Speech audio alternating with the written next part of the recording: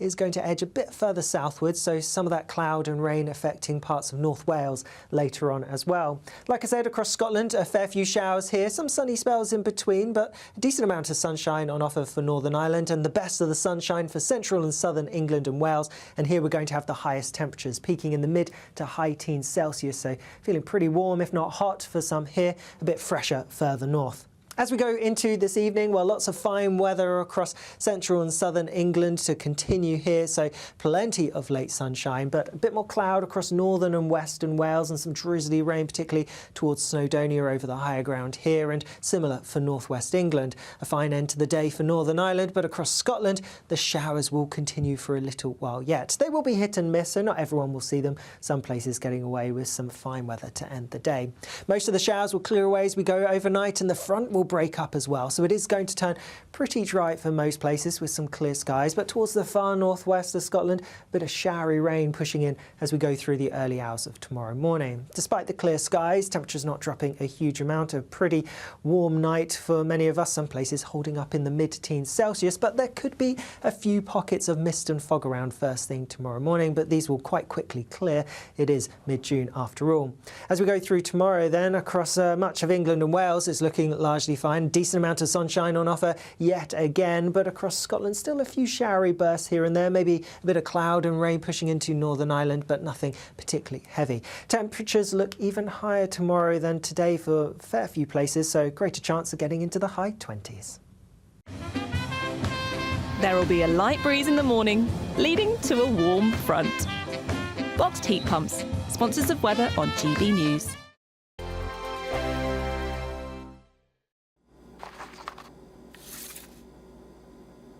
Crash Law 24 sponsors GB News Traffic and Travel Report.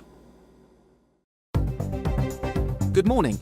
This is the latest AI travel news from gbnews.com.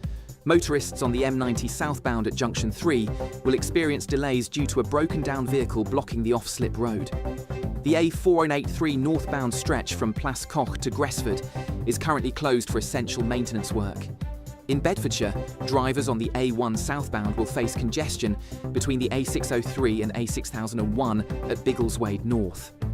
Meanwhile, in Devon, the M5 exit slip at Junction 31 is partially obstructed.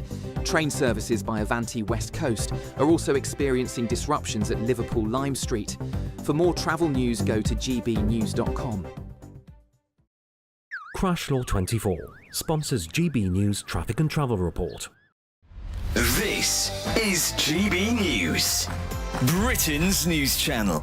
I think that things have gone a little bit too far in this country. The fact of the matter is that any well-trained journalist does know that free speech does have to exist in a certain environment where you can't be defamatory and you can't incite racial hatred or violence. We know that because we're trained to recognise it. But what's happened here in this country is we've chucked the baby out with the bathwater. Yeah. What's happened now is that everyone is starting to react to fairly, not innocent phrases exactly, but we're starting to become really obsessive about things that don't actually matter and people should be allowed to speak about. Lucy Connolly's she's a case in point. If you think that the actual Prime Minister now is leading the charge, along with Shabnam Mahmood, to actually shorten jail sentences or have no jail sentences for some criminals, and yet Lucy Connolly is in prison for 31 months and loses her appeal, you've got to start asking yourself, what is going on here? And also, can I just add, Paul Richards, Keir Starmer asked about Lucy Connolly. He says, oh, sorry, I'm not across the case. Come on, pull the other leg. By the way, I don't want to just talk about Lucy Connolly. This is free speech in Britain. Free speech, in my book, does not exist in Britain. Well, technically, you're right, of course, because we can't just say whatever we like. We can't walk into a crowded theatre and shout fire, right? And I can't say so-and-so's a paedophile or so-and-so's a terrorist without, you know, there being some evidence for that. We can't just say whatever we like anywhere we like. We have boundaries and rules. And you know, I would say to the Americans coming over and lecturing us on how to run the place, you know, they display total ignorance of our system so often. If you vox pop American citizens, they don't know where England is. They think our Prime Minister is King Charles. GB News, the People's Channel.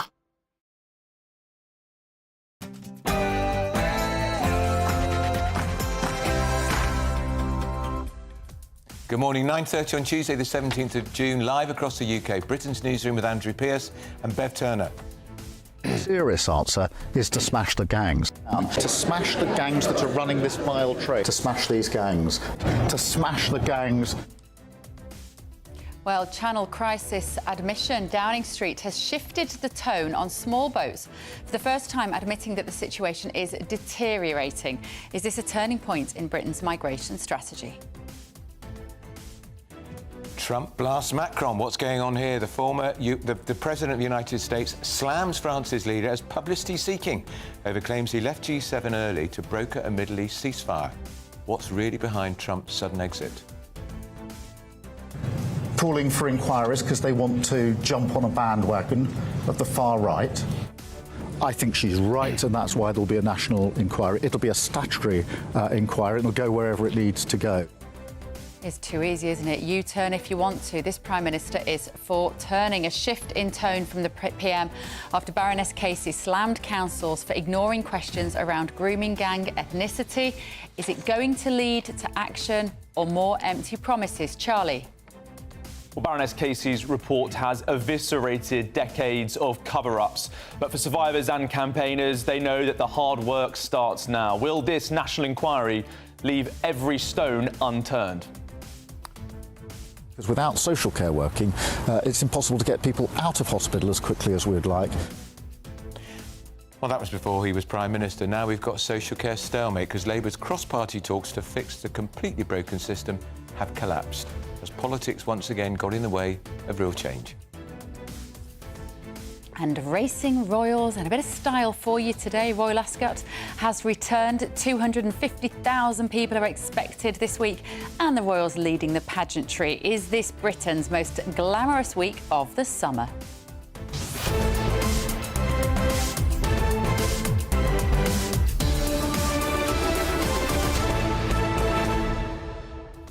You will be there this week, won't you, Andrew? I will. I'll be going glamorous. on Friday. You have to hire your top hat and tails because I'm in the royal enclosure. Oh, you Very terrible nice. name dropper. Yeah. I went last year, actually. I managed to get one winner, and I went to get the odds to get my winnings at the end, and they said, it's closed. Can you come back on Monday? And I said, how much did I won? £4. I didn't go back. They kept it. That must happen a lot. Oh, my word. Right, let us know what you think this morning. gbnews.com/your say. We'd love to hear from you. First, though, your news headlines with Tatiana Sanchez.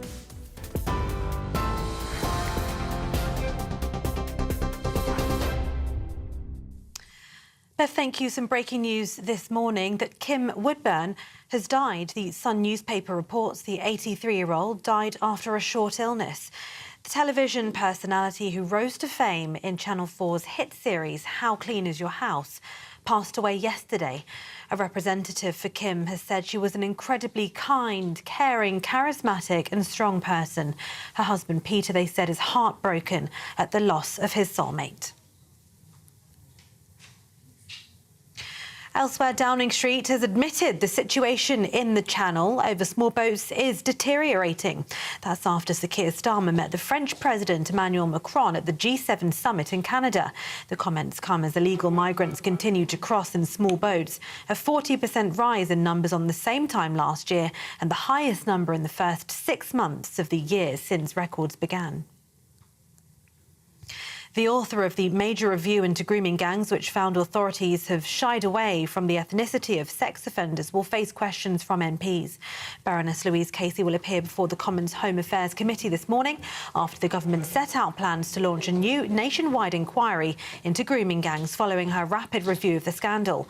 Home Secretary Yvette Cooper claimed officials have dodged the issue of ethnicity among the groups of sex offenders for fear of being called racist, even though available data showed suspects were disproportionately likely to be Asian men.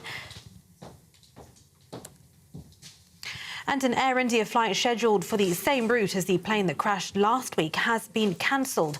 Flight AI 159 was planned to depart Ahmedabad in India at 1:10 p.m. local time today and arrive at Gatwick Airport this evening. Air India's website shows the flight was initially delayed by 1 hour and 50 minutes, but has since been cancelled. No reason has yet been given. Those are the latest headlines for now. More in half an hour. For the very latest GB News direct to your smartphone, sign up to News Alerts by scanning the QR code or go to gbnews.com/alerts.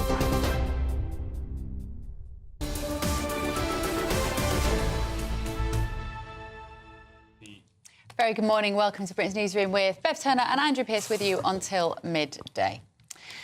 Now then, Donald Trump has made an early exit from the G7. Which means it renders the whole thing pointless without him, frankly. And what's the point? What is the point anyway, frankly? Well, it's a talking shop, isn't it? By the way, why is the leader of the European Commission there? She's not elected. Funny that. Well, he said it's got nothing to do with the ceasefire between Israel and Iran, despite what Macron said. Yeah, and he took a swipe at the French president on his Truth and whatever his thing is. Truth Social. Truth Social, calling him publicity-seeking. That's right. And he said that he has no idea why I am now on my way to Washington. It certainly has got nothing to do with a ceasefire. Much bigger than that. Whether purposefully or not, Emmanuel always gets it wrong. Stay tuned. I love the idea of Donald Trump calling another world leader publicity-seeking, because one thing Donald's good at is generating publicity. Yeah, it is a bit pot kettle black, that, isn't it? Yeah. Now, of course, President Trump and Sir Keir Starmer signed a new US-UK trade deal at the summit, and then, unfortunately, Donald Trump opened the folder and all the papers fell on the floor, and Keir Starmer was on his hands and knees scrabbling around to pick them up, and the metaphor is strong. Yeah, someone was saying, oh, he's becoming Biden-esque. I don't think it's the President of the United States' job to staple papers in a file. I think somebody slightly lower down the food chain needs to take responsibility. Now, what we need to know is why, or if there are any guidance as to why he has left G7 early. Let's speak to our political correspondent, Catherine Forster. Catherine, there's rampant speculation. Is Iran going to sign some form of peace deal? Is they going to do some deal on nuclear power? Or is he going to grant some form of huge bomb to Israel to take the war even deeper into Iran? What do you hear? What are they telling you in Whitehall? We simply do not know. That is the bottom line. It's quite extraordinary. He went last night. He's accused Emmanuel Macron of always getting it wrong, because Emmanuel Macron suggested that it was to arrange a ceasefire between Israel and Iran. Donald Trump is keeping his cards very close to his chest, but it is clear that they are supporting Israel. And I'm just looking here. He's having a meeting of the National Security Council back in Washington, and he has said on Air Force One about Iran ultimately getting nuclear weapons. He said, I think they were very close to having them. That is not the general consensus, but he says, a deal to be done. But at the same time, he's issuing warnings to people in Tehran, telling them to evacuate. So frankly, it is clear as mud. But now the G7 back in Canada is the G6. What do they do? Their powers are very, very limited without Donald Trump. And bear in mind that this whole G7 meeting was not supposed to be about Israel and Iran. Originally, it was supposed to be about tariffs, about trade, about Russia, Ukraine. That has all been completely torpedoed. But the one bit of good news for us is that, well, it feels like Groundhog Day, but the deal that was outlined, apparently not done a month ago, that was heralded with lots of fanfare, is now signed and sealed. That is good news for British cars, good news for British aerospace, but not for steel. The tariffs are still at 25%. Interesting, Catherine. That's Catherine Forster in Western Whitehall. And we will know more, of course, from Trump as and when. Yeah, I mean, never not controversial, is he? He also dropped this bomb whilst he was at G7 to say that it should have been the G8 because actually Obama and Trudeau didn't allow Russia to join, and he said if you'd allowed Russia to join, we wouldn't be in this situation now. And then he got on his plane and went home. Leaving, and of course G7 is now rendered pointless because without the leader of the free world, what is the point? Yeah. Does anybody really care what the Canadian Prime Minister thinks and who's been there 5 minutes, and Keir Starmer? And talking for Sir Keir Starmer, oh my, normally a new Prime Minister, particularly one who wins with a landslide majority, has what we call a political honeymoon. But his personal approval ratings now are the worst of any Prime Minister in 4 decades after 300 days in the job. So this is according to analysis by Britain Elects, and it means that his ratings are worse than the numbers ever recorded, even by Gordon Brown. Let's talk to Telegraph journalist Michael Murphy now. Michael, good morning. Thank you for joining us. So, is it really as bad as it looks on paper for Keir Starmer, and if so, why? Well, thank you for having me. I think that there was polling out last month by YouGov, which showed that the steepest fall for Keir Starmer is actually among his Labour base, and so he's getting it flack from all sides. I think he's had to at least pay lip service to going right on issues like immigration. Famously made that speech last month now about an island of strangers, which he's now backtracked and said he regrets. And I think that is pretty much the model of Keir Starmer's government so far. Winter fuel. He said he's going to clamp down, and then he gets the political flack for it, but then he actually doesn't implement the policy. And so I think there's been a string of these promises that he's sort of blown one way or the other, depending on what the public mood is. And he's ended up getting the worst of both worlds. And we've seen it this week, Michael, another screeching U-turn on grooming gangs when he said in January, National Inquiry, we had it in our headlines earlier, reminding people that in January, making a speech, he denounced politicians, i.e. Kemi Badenoch and Nigel Farage and Rupert Lowe on reform, for calling for a grooming gang inquiry, saying they were jumping on the bandwagon of the far right. He's now agreed to a national inquiry. And of course, by implication, Andrew, the rest of the country, who would have thought that an inquiry was long overdue and quite sensible. So he's, that will be a serious source of shame for the Labour government and all of the ministers involved in poo-pooing the idea that we should look into what is the greatest moral scandal in modern Britain. How alarmed, talking to MPs at Westminster, I was in Portcullis House yesterday, one of the part of the Westminster estate, and I can almost feel the jitters, because it's, all right, the election's 4 years away, but probably closer to 3 years away. A lot of these newbies who got in, with perhaps majorities of 500, they're out looking at these polls, and they see their Prime Minister's personal poll rating not going north, further and further south. Indeed, I think we can probably count on some defections in the coming months and years if the polling doesn't go the way to reform. That looks like the only game in town, really. The Conservatives, I mean, Nigel Farage is more popular than Kemi Badenoch among Conservative voters. So unless there's a change of leadership there, I doubt they're going to be jumping onto another sinking ship. When you look at the number of people that Keir Starmer has managed to upset since he came into office, it is quite an extraordinary list, isn't it? It's business owners with national insurance hikes, it is the elderly with winter fuel, it is the farmers with the inheritance family farm tax. The motorist continues to be hammered by this government. We've just seen news this morning of Sadiq Khan and Angela Rayner rushing to pedestrianise Oxford Street in the centre of London. Can you think of any... Well, let's try to be generous for a minute, Michael. What constituency of people would be happy with this Labour government? The only thing I can think of is the lower paid. Those on minimum wage have seen a slight increase in their wages. To be honest, Bev, I think even the lanyard class in the civil service and the bloated public sector are not too thrilled with Sir Keir Starmer. So I can't actually think of anybody who's running laps. Who's benefited from any policies at all. And this week, coming out of G7, there's this statement's come out, Mike, which I think is quite significant. They talk about looking ahead to the upcoming UK-France summit in July. Another one, and agreed their team should pursue high ambitions, and then talking about the deteriorating situation in the Channel. Now, that's quite new language from Number 10. The deteriorating situation in the Channel. They've conceded now. They're losing this battle. We've now got decent weather for the next week or two. We're probably going to see thousands crossing the Channel, and no more talk from Keir Starmer about smashing the gangs.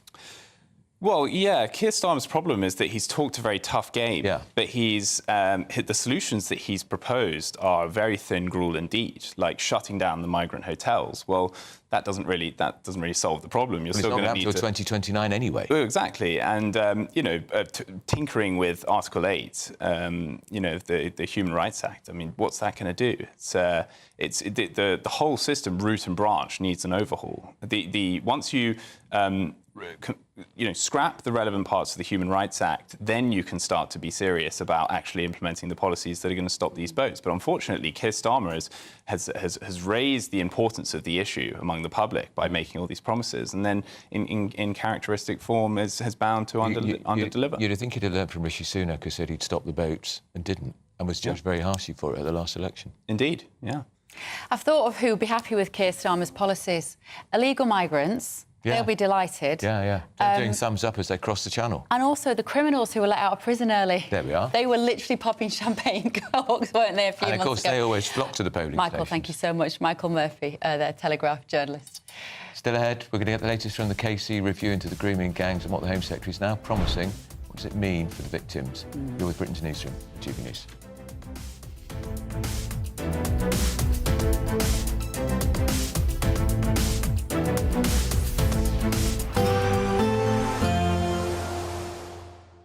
Can't wait to get in that sea. Lovely and warm. Just like the feeling of having great travel insurance. All Clear Travel Insurance sponsors GB News travel destinations forecast.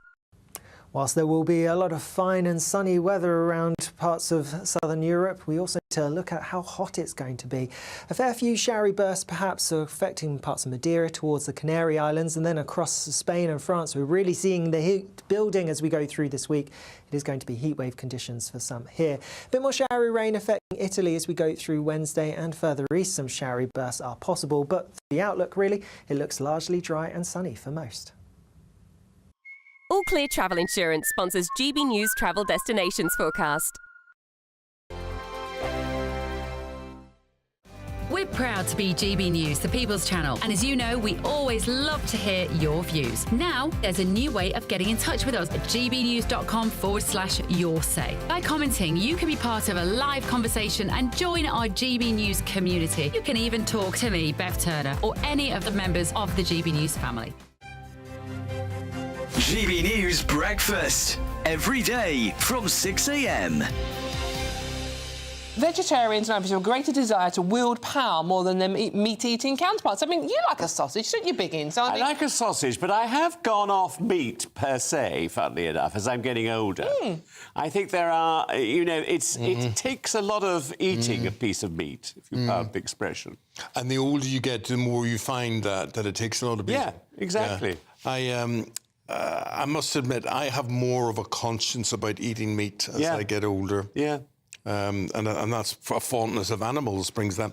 And if you ever go on Instagram and you look at cows and horses and pigs, they're wonderful they're all things. affectionate and know, incredible. Gorgeous. Yeah. And there we are, putting it into our mouths and eating it. What do you think about the move to enforce vegetarianism on people, though? Because especially in schools and some universities, there's this trend for Meat-Free Monday, where there's this enforced absence of meat on children. I think it's ridiculous. Let kids do what they want, to be honest. Within reason, obviously, a healthy diet, da-da-da-da-da. But no, I think, I don't eat meat, the husband eats meat. It's not an issue. Eat what you want.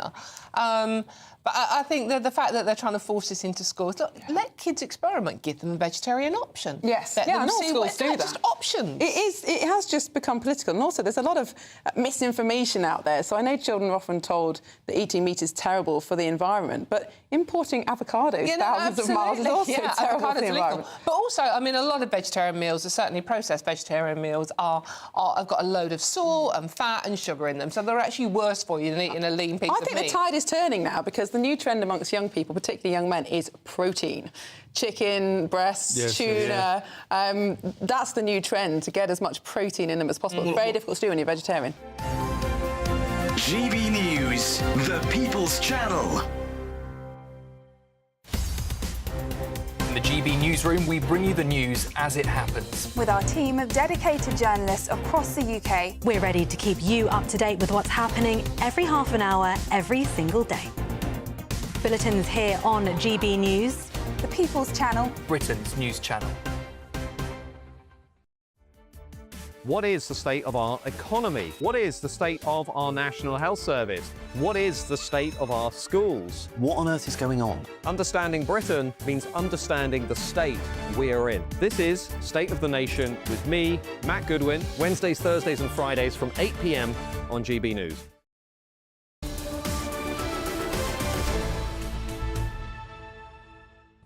Welcome back That's Britain's Newsroom with Andrew and Bev. So, of course, big day yesterday. Baroness Casey's grooming gangs review was released, and it revealed that the ethnicity of perpetrators involved in grooming gang cases were disproportionately of Pakistani and Muslim heritage. And she also said in there she was shocked by how how rare they recorded the ethnicity of offenders, and we suspect why. Is that because so many of them were men of Pakistani origin? She's blaming a culture of blindness, ignorance and prejudice. Our reporter Charlie Peters asked Baroness Casey how long the national inquiry is going to take. I think in relation to the national inquiry, I think I would say you're looking at 3 to 5 years. I think I would start at 3 years because I think we need to inject some speed into this. I think some of the victims I have met in some of the areas have waited a long time for accountability locally in particular. And therefore, I think I've said to the government at the moment, I think it should be a 3-year national inquiry with statutory powers, the same as any other inquiry, and done on that basis. Well, Charlie, now, I'm sorry, we're both just groaning out loud. No, 3 to 5 years. So 3 to 5 years, that'll mean 7. Yeah. Because everything overruns it for anything to do with the government and the public sector. Well, most crucially, Bev and Andrew, it also mean it wouldn't return in this Parliament. Quite. Which I think is what a lot of people are concerned about. That's what they want. This could be now cooked into the long grass and pushed away from this Parliament. The intro there is saying that Baroness Casey, as a lot of people are reporting today, she's revealed that this crime has got disproportionately number of Pakistani offenders. It's not revealed that. It's just confirmed it. I think, reading all 200 pages of this last night, it's confirmed a lot of what we already know. Absolutely right. It's not revealing anything new, and that's the real problem, I think, for the government and also ministers and shadow ministers of all stripes, because it shows that this is a national scourge that has been out in the open for years, and they can't say that they're reacting on advice of Baroness Casey. They're learning this for the first time. They're confirming and understanding. The media, frankly, has been putting this out into the open for a long time. Charlie, so Starmer, when he confirmed that there was going to be a full national inquiry, said, having read every word of Baroness Casey's report, come off it. He wrote about this in 2014 in The Guardian, where else, before he was an MP, all about the problems. He ducked the race issue, but the fact that there was this big problem with grooming gangs and it wasn't being taken seriously. He's known for decades. Former Director of Public Prosecutions. 11 years ago, he said, we've failed a generation of girls. Unfortunately, he's now failed, they have now failed generations of girls, because this has stretched on for so long. This is not confined to just one portion of our history. And we've long said that this is possibly the worst race hate scandal since the Second World War in this country, but it's never understood in that terms because of how uncomfortable people are with engaging with that disproportionality that Baroness Casey is talking about yesterday. But, while she's not necessarily revealing anything new, the confirmation and it coming from an authoritative Whitehall figure is unfortunately what it takes for a lot of these people to act. And it's powerful because what she's saying, in her trademark stark and clear and direct language, is going against years, and she told us in the press conference yesterday that people have been faffing around with reports that have obfuscated this issue for decades. She's actually taking aim at some government reports in it. She points in particular to the 2020 Home Office report, which claimed that white men were the majority of abusers in grooming gang cases, even though that report admitted, just as Casey has, that we only know about the ethnicity in a minority of cases. It was a ginormous leap. And I think, while obviously there's a lot of fire for Labour at the moment about the far-right bandwagon, Lucy Powell's comments about the dog whistle, the Conservative Party right now has Priti Patel on its front bench. She was the Home Secretary when that 2020 report came out, which I think misrepresented and perverted the course of justice, frankly, by framing this issue as not involving a disproportionate number of Pakistani offenders. Big questions for the Conservative Party today about why Priti Patel's never been made to answer for letting that report come out. And very briefly, she says in the report too that a number of ongoing investigations feature disproportionately foreign nationals and asylum seekers. That's going to outrage people. That's going to cause a lot of problems. And of course, she's not gone into great detail because there are so many live cases. But, our Home and Security editor, Mark White, is repeating constantly about how we're having record arrivals, sometimes up to 1,500 people a day. That's very difficult for the government to accept that those gangs are asylum seekers, also possibly connected to this abuse. Absolutely right. Thank you, Charlie. Right, still to come this morning is the UK's approach to migration world leading. Well, that is the claim of the Prime Minister. After your weather. Expect a warm front moving from the kitchen right through to the rest of the house. Boxed Boilers, sponsors of weather on GB News. Good morning. This is your latest GB News weather update from the Met Office. Mixed fortunes across the country through today. Showers in the north, lots of sunshine towards the south.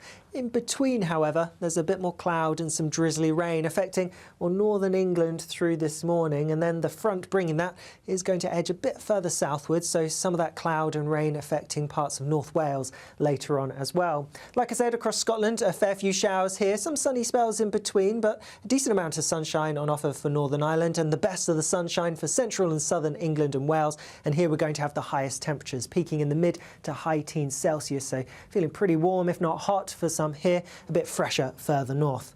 As we go into this evening, well, lots of fine weather across central and southern England to continue here, so plenty of late sunshine, but a bit more cloud across northern and western Wales and some drizzly rain, particularly towards Snowdonia over the higher ground here, and similar for northwest England. A fine end to the day for Northern Ireland, but across Scotland, the showers will continue for a little while yet. They will be hit and miss, so not everyone will see them. Some places getting away with some fine weather to end the day. Most of the showers will clear away as we go overnight, and the front will break up as well. So it is going to turn pretty dry for most places with some clear skies, but towards the far northwest of Scotland, a bit of showery rain pushing in as we go through the early hours of tomorrow morning. Despite the clear skies, temperatures not dropping a huge amount. A pretty warm night for many of us, some places holding up in the mid-teens Celsius, but there could be a few pockets of mist and fog around first thing tomorrow morning, but these will quite quickly clear. It is mid-June after all. As we go through tomorrow then, across much of England and Wales, it's looking largely fine. Decent amount of sunshine on offer yet again, but across Scotland still a few showery bursts here and there, maybe a bit of cloud and rain pushing into Northern Ireland, but nothing particularly heavy. Temperatures look even higher tomorrow than today for a fair few places, so greater chance of getting into the high 20s. A positive outlook through the night will power through to a bright day ahead. Boxed Home Battery Storage, sponsors of weather on GB News.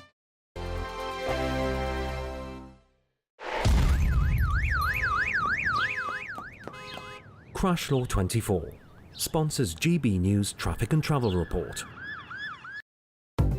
Good morning, this is the latest AI travel news from gbnews.com. On the M90 southbound at Junction 3 off-slip, there's a restriction due to a broken down vehicle. Caution is advised. The A483 northbound between Plascock and Gresford is closed for resurfacing work from 8 this evening until 6 tomorrow morning. In East Riding of Yorkshire, the M62 westbound at Junction 37 is experiencing congestion with a 10-minute delay, expected to resolve by 10:44 today. In Hertfordshire, on the M25 clockwise between Junction 18 and Junction 19, a tyre change is causing one lane to be closed, expected to clear soon.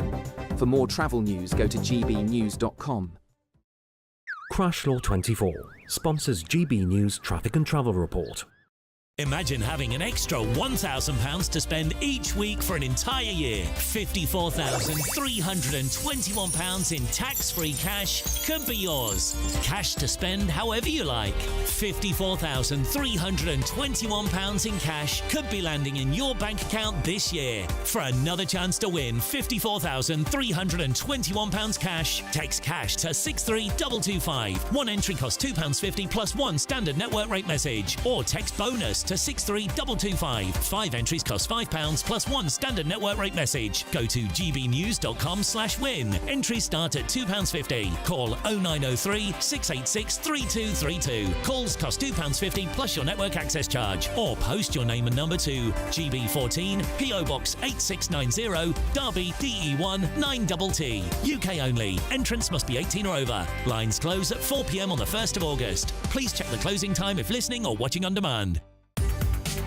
From the school run to the home run, watch a new show for all of Britain. He can say whatever he wants. A straight-talking show where all voices are heard. And, you know, when are we going to stop talking about smashing the gangs and actually do it? With the stories that matter from every part of our country. There's a bit of a crash landing there for your Chancellor. Bold, fearless and standing up for you. That's me, Martin Daubney, 3 p.m. till 6 p.m, weekdays, here only on GB News. The People's Channel, Britain's news channel. Westminster's full of talk, but out here, it's the real world. Am I allowed to talk now? No, that's it.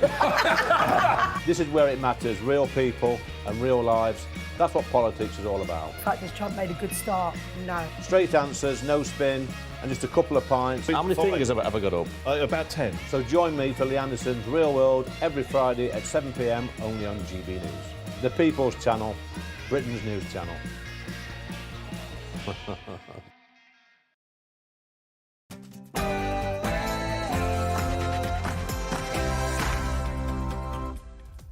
A.m. on Tuesday, the 17th of June, live across the United Kingdom. This is Britain's Newsroom with Andrew Pearce and Bev Turner.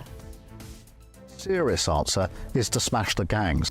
To smash the gangs that are running this vile trade. To smash these gangs. To smash the gangs. It's just not funny, is it, anymore, I'm afraid. Downing Street has now finally admitted, changing its tone on the small boats, admitting the situation is deteriorating. God, they're masters of understatement, aren't they? Is this now a turning point in their strategy? Well, I think it's an acknowledgement of the obvious. GB News can confirm that in less than a week, 2,000 small boat migrants have crossed the Channel. The camps on the other side of the Channel have been described as a war zone, with shootings and stabbings every day. And Trump has blasted Macron. The American president has slammed the French leader. He's called him publicity-seeking over claims that he left the G7 to broker a Middle East ceasefire. But what might really be behind Trump's sudden exit? Calling for inquiries because they want to jump on a bandwagon of the far right. I think she's right, and that's why there'll be a national inquiry. It'll be a statutory inquiry, and it'll go wherever it needs to go. U-turn if you want to. The Prime Minister announcing that shift in tone after Baroness Casey's no-holds-bar report, slamming councils for ignoring questions around grooming and gang ethnicity. Is this going to finally lead to action? And will those girls ever get any compensation? Because without social care working, it's impossible to get people out of hospital as quickly as we'd like. However, social care is now in a stalemate. Labour's cross-party talks to fix the broken system have quietly collapsed behind closed doors. Has politics once again got in the way of real change for social care? It's that time of year, racing royals and star. Royal Ascot returns today. Up to 250,000 people will be there. Royals leading the pageantry. Is it our most glamorous week of the summer? Can't be, Bev's not there.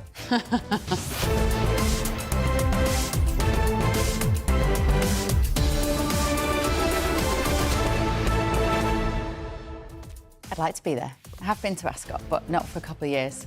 Okay, Anyone's right. watching and got a ticket, you know it? No. I'm normally busy. Mind you, you're going on Friday after the show, aren't you? Oh, no, you don't work on a Friday. Well, you were having a lovely day, weren't you? And that social care story, I just want to say as well, social care does not get the attention that it deserves in any of the media.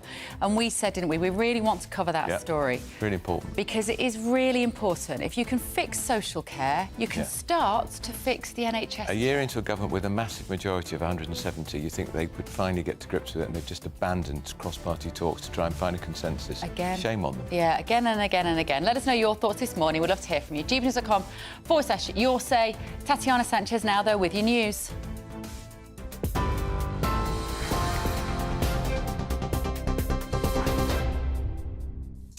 Bev, thank you. The top stories. Downing Street has admitted the situation in the English Channel over small boats is deteriorating. That's after Sir Keir Starmer met the French President Emmanuel Macron at the G7 summit in Canada. The comments come as illegal migrants continue to cross in small boats, a 40% rise in numbers on the same time last year, and the highest number in the first 6 months of the year since records began. Now, GB News can now reveal that more than 2,000 small boat migrants have crossed the Channel in less than a week. As sources say, the migrant camps are like a war zone. At least 250 have crossed so far today. Now, the author of the major review into grooming gangs, which found authorities have shied away from the ethnicity of sex offenders, will face questions from MPs. Baroness Louise Casey will appear before the Commons Home Affairs Committee this morning after the government set out plans to launch a new nationwide inquiry into grooming gangs following her rapid review of the scandal. Home Secretary Yvette Cooper claimed officials have dodged the issue of ethnicity among the groups of sex offenders for fear of being called racist, even though available data showed some suspects were disproportionately likely to be Asian men. Transport Secretary Heidi Alexander spoke to GB News Breakfast. We need to ensure justice for the victims who have endured being ignored for far too long. Now, this government has been in power for 11 months. This issue spans back many decades. The Conservative Party, who were in government for 14 years, had 20 months between the publication of the J report, which followed the independent inquiry into child sexual abuse. There were a number of recommendations there. There were 20 months before the general election happened. They took precisely zero action. When we came in, we got on with implementing those recommendations.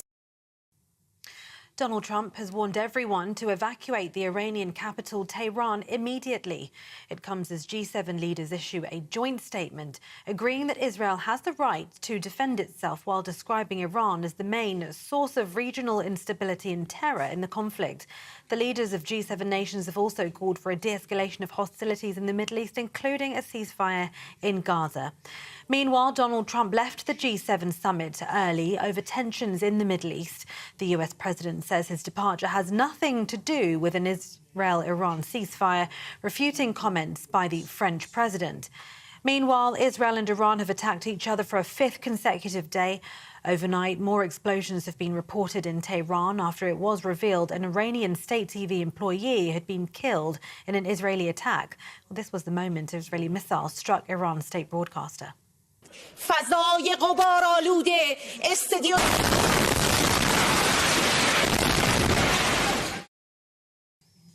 In other news overnight, Sir Keir Starmer and Donald Trump have sealed a trade deal at the G7 summit. The Prime Minister says the document implements the deal to cut tariffs on cars and aerospace, describing it as a really important agreement. We all know the great Prime Minister of the UK, and we just signed a document. This is... Sorry about that. A very important document. A little windy out here. Give it a little. In other news, Russian missile and drone attacks have killed 14 people in Kyiv overnight, according to Ukrainian officials. A 62-year-old US citizen who suffered shrapnel wounds is among the dead. At least 44 others were wounded in strikes that hollowed out a residential building and destroyed dozens of apartments. Emergency workers were at the scene to rescue people from under the rubble. Ukraine's interior minister claimed the attack in the early hours of this morning was one of the largest attacks on the capital since Russia's full-scale invasion began in February of 2022. Now, a nursery worker has been convicted of mistreating 21 children in her care after she was caught on CCTV pinching, punching and kicking her victims. Prosecutors said the scale of the abuse was staggering, and Roxana Lecker showed exceptional cruelty in her appalling treatment of children over a 6-month period at the Riverside Nursery in Twickenham in southwest London. The nursery charged parents up to £1,900 a month to look after youngsters aged between 18 months and 2 years. 22-year-old Lecker admitted 7 charges of child cruelty and was found guilty of 14 further counts by a jury after a trial at Kingston Crown Court. She was cleared of 3 other charges. One conviction related to a child at another nursery that Lecker worked in Hounslow in West London in 2023. In other news today, Kim Woodburn has died. The Sun newspaper reports the 83-year-old died after a short illness. The TV personality who rose to fame in Channel 4's hit series How Clean Is Your House passed away yesterday. A representative for Kim has said she was an incredibly kind, caring, charismatic and strong person. Her husband, they said, Peter, is heartbroken at the loss of his soulmate. And a Los Angeles doctor has agreed to plead guilty to giving Friends actor Matthew Perry ketamine in the lead-up to his death from a fatal overdose, prosecutors have said. Dr. Salvador Plasencia, who will admit to 4 counts of distribution of ketamine, faces up to a maximum of 40 years in prison. He's among 5 people charged in connection with the death of Friends star Perry, whose body was found in his hot tub by his assistant in October of 2023. He was 54. The medical examiner ruled that ketamine and other factors caused him to lose his consciousness and drown. The actor had been using the drug through his regular doctor in a legal treatment for depression, but had begun seeking more ketamine than his doctor would give him. Those are the latest headlines for now. More news at 10:30.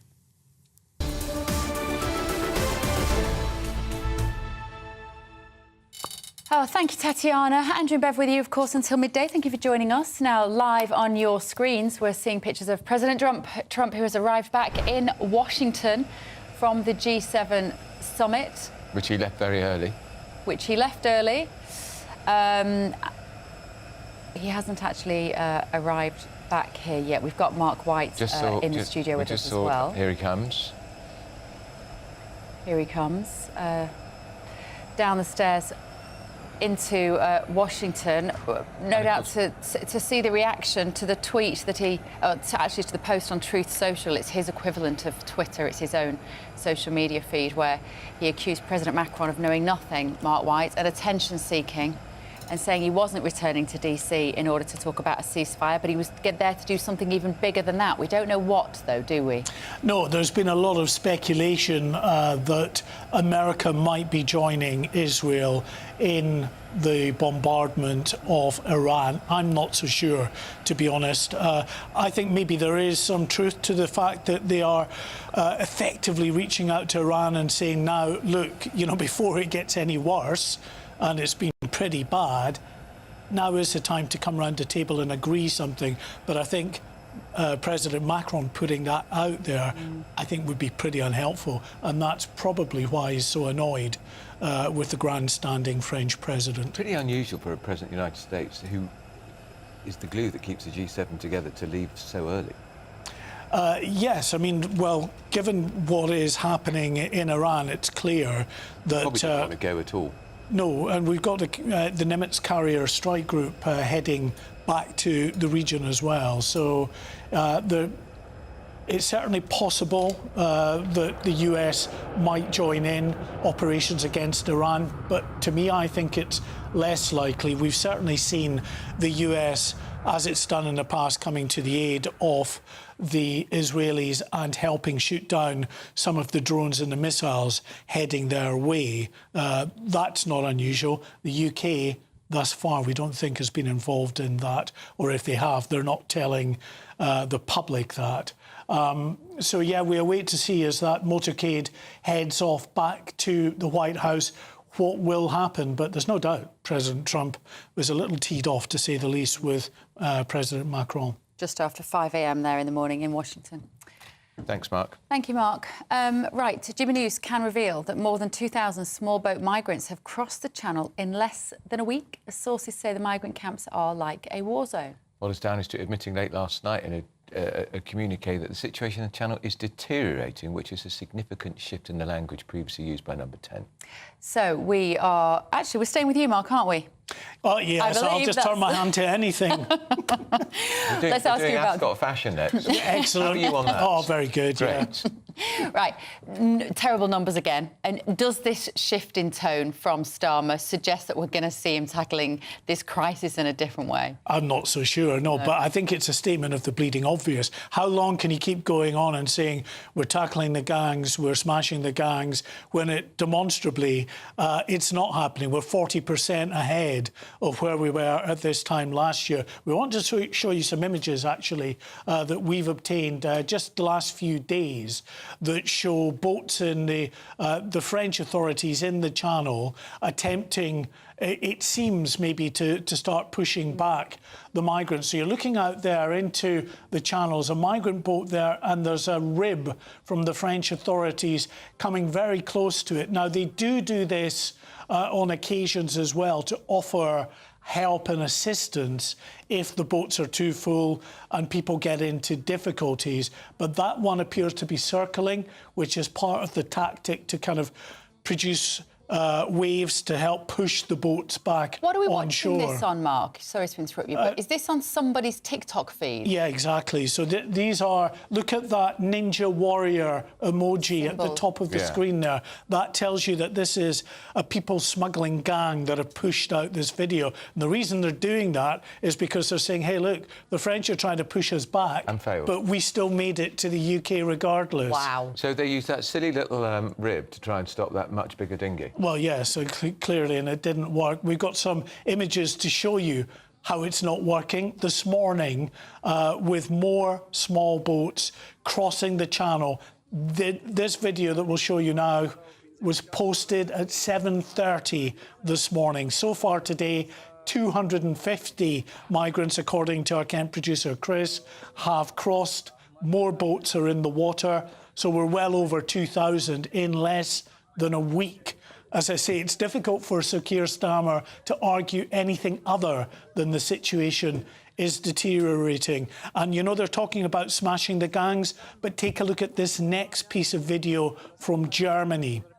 This shows a lockup in Germany where small boats are taken. They're made in backstreet factories in China. They're shipped through the likes of Turkey into these lockups in Germany where they're inflated, checked out, any leaks are patched.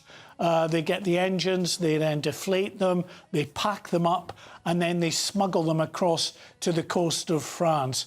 It's a huge operation. It's been years in the sort of in operation that they managed to get very sort of significant and well-sourced supply lines. So you take one lot out, there are others there who are just willing to step in and do the job for them. I haven't been able to catch up with Patrick Christys about how the research is going. Do you know how Patrick's team are doing? Because they tracked down one of these smuggling gangs through social media and we're going to hand that information on. Do we have any news we can give our viewers on that, Mark? There are ongoing investigations with the National Crime Agency with regard to that. That's all they're saying. These are protracted investigations. Listen, this is the way that you make contact with these gangs. You know, if you go to the bother of doing it, it's you know, perhaps not that difficult because that's the way they communicate over social media. They, you know, you post, when they post these videos that we've been showing you this morning, you respond to that. You say you're heading towards France, you want a boat, they get in contact with you, you communicate, and then eventually they get you on a boat.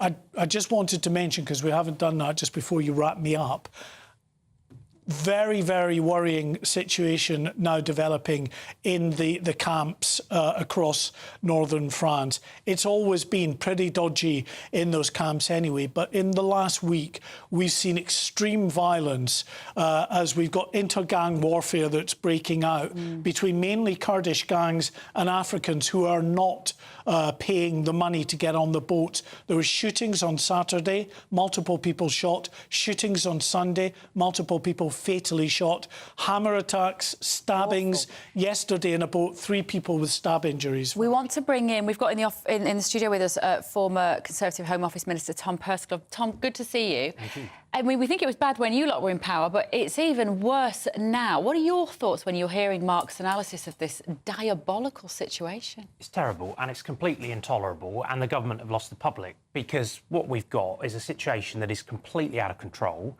Crossing numbers are up by over 40%. The fact that you've had over 2,000 arrivals in the space of a week is a damning indictment on the government's policy. I would accept that we didn't get everything right in government, but I do believe that there was some understatement, Tom. No, That's a bit of an understatement. You know, we certainly didn't get everything right, and I do think that there are foundational pieces of work that we put in place that this government should be using. Like what? Not having a deterrent has proven to be a disaster. It's about Rwanda. And, you know, we should be getting on and delivering that. You couldn't get that deterrent over the line either, could you? Well, I would do whatever was necessary to change the law. So there is a legislative base to deliver that policy.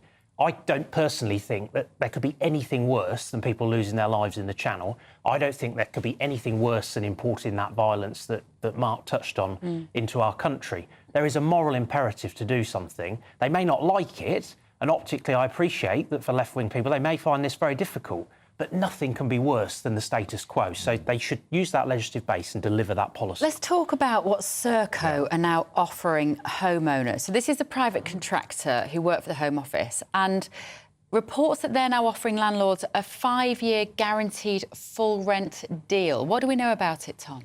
Bit of an admission there, isn't it, that the government doesn't think that they're going to get this issue under control within a 5-year window. Maybe they don't want to. Which would take us beyond into the next way beyond into the next Parliament, and the rhetoric doesn't match the reality. So the numbers are going the wrong way, as we've touched on. I don't have an issue with trying to save money. Actually, the hotel model is terrible because it's very, very costly.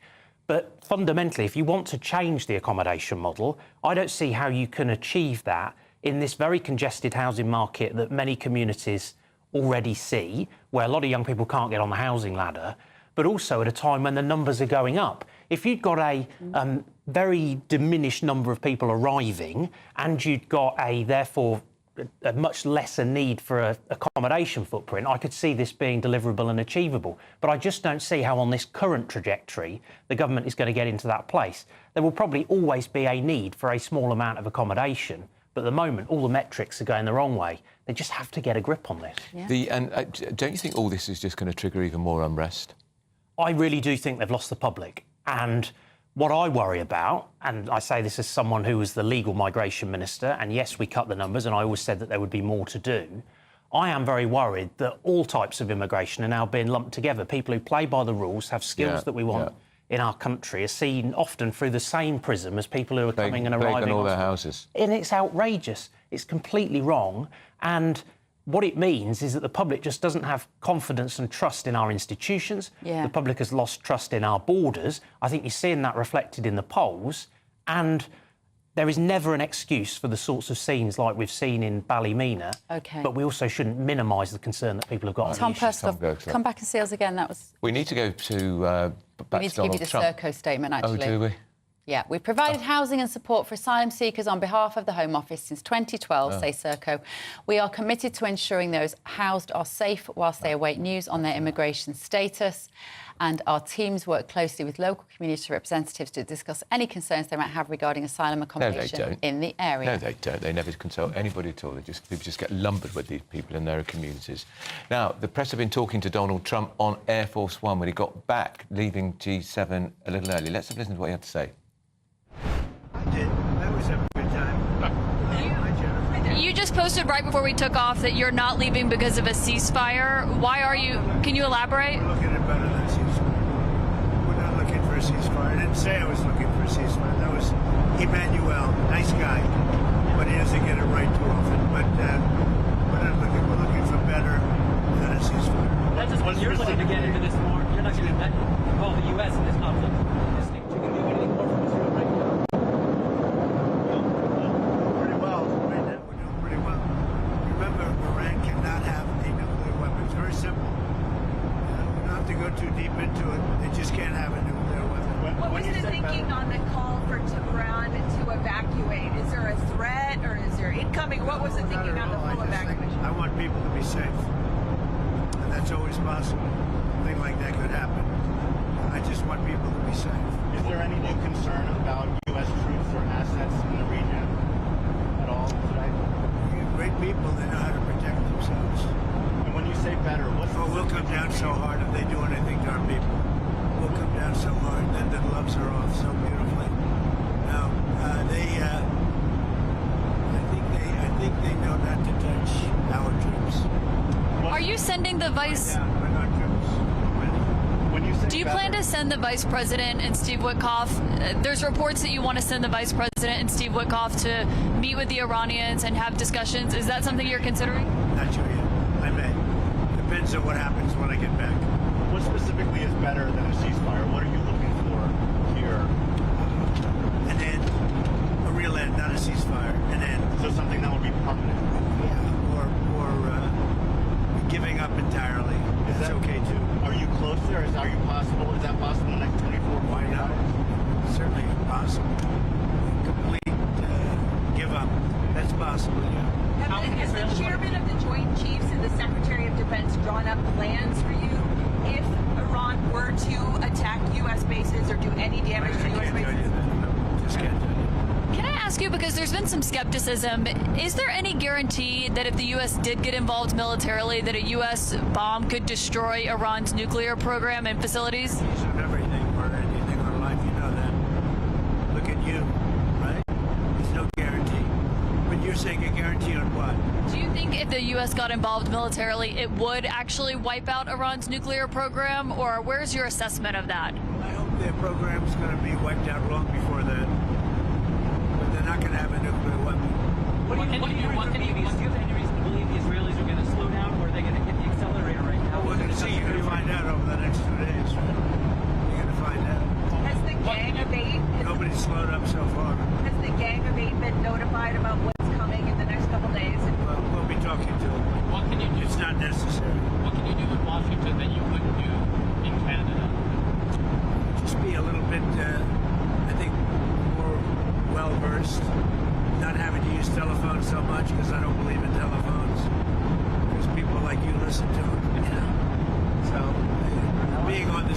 much better. And we did everything I had to do on the G7. We had a good G7. We signed a deal with the European Union, phase one of a deal, but we signed a deal with the UK. And the UK is really great. We're very far down the line with a lot of deals. I mean, look, we're actually finished with every deal if you really think about it, because all I have to do is say, this is what you're going to pay. Did Secretary But it's nice to be nice. Did Secretary Bessent stay behind as your representative? So that's Donald Trump speaking on Air Force One. He doesn't pull away from answering the questions, does he? No, and that's what's so great about him. Yeah, But I think he made a little mistake there. He's talking about the British trade deal, not a European Union trade deal. There's no trade deal, European Union, which he hates. But he's also saying Iran can have no nuclear weapon. Yeah. That's it. It's not a ceasefire. It's got to be something permanent. So how he achieves that remains to be seen. Absolutely. Right, more on that throughout the morning as it unfolds. But to change the mood, it's that time of the programme. It's our biggest cash prize today. Yours could be £54,321. It's like having an extra £1,000 in your bank account each week for a little over a year. Well, what would you do with it? Here are all the details that you need for a chance to win it.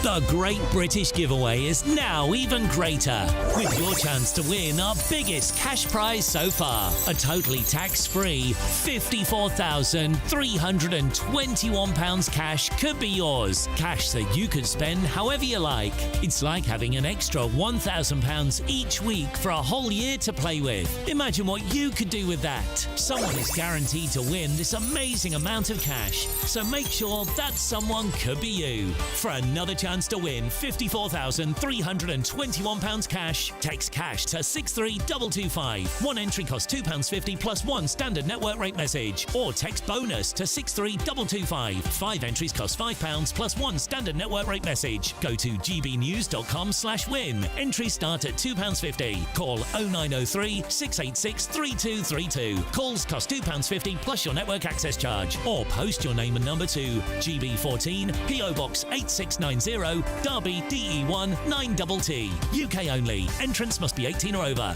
Lines close at 4 p.m. on the 1st of August. Please check the closing time if listening or watching on demand. Good luck. Right, very briefly, it's an important topic. It's been branded the Snoopers Charter, but the government could have extra powers to look at your bank account without a court order. And here to tell us all about it, we're joined by the Legal and Policy Officer at Big Brother Watch, Jasleen Chagar. Morning, Jasleen. Morning. Right, why should we be concerned about this? The government seems intent with this bill in making banks agents of the state.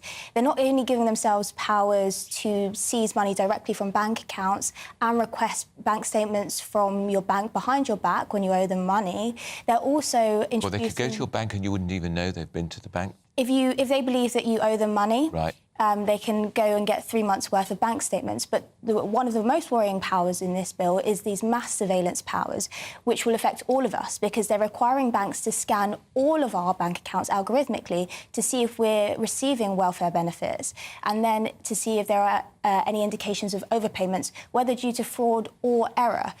It's really a sledgehammer to crack a nut. And there is some merit to that. We need to clamp down on benefit cheats. There's no doubt about it. But what are the risks for ordinary, law-abiding people in this?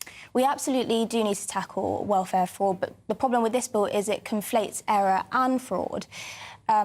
Also, the powers are only expected to recuperate 1.4% of fraud and error annually. And when you're algorithmically scanning the bank accounts of millions and millions of people, even if there's just an error rate of 1%, that's going to be hundreds of thousands of people who are wrongfully flagged and then investigated and... where do they algorithmically scan this information to? Where does it go? So the banks will run the algorithm on their side, and if anyone's flagged up, they then pass that on to the Department for Work and Pensions for further investigation, potentially. And this bill has gone through already? It's currently in the House of Lords. Lots of amendments have been laid to try and introduce more safeguards and improve the bill, but it's being pushed through by the government. And this is from Work and Pensions Secretary Liz Kendall. That's right. Chilling stuff. Jasleen, thank you so much. So we can't talk about it for longer. Yeah, look at the Big Brother Watch website for more information on that. Still to come, we're going to cross live to Ascot. Let's say cross it, nobody's invited her. I can't...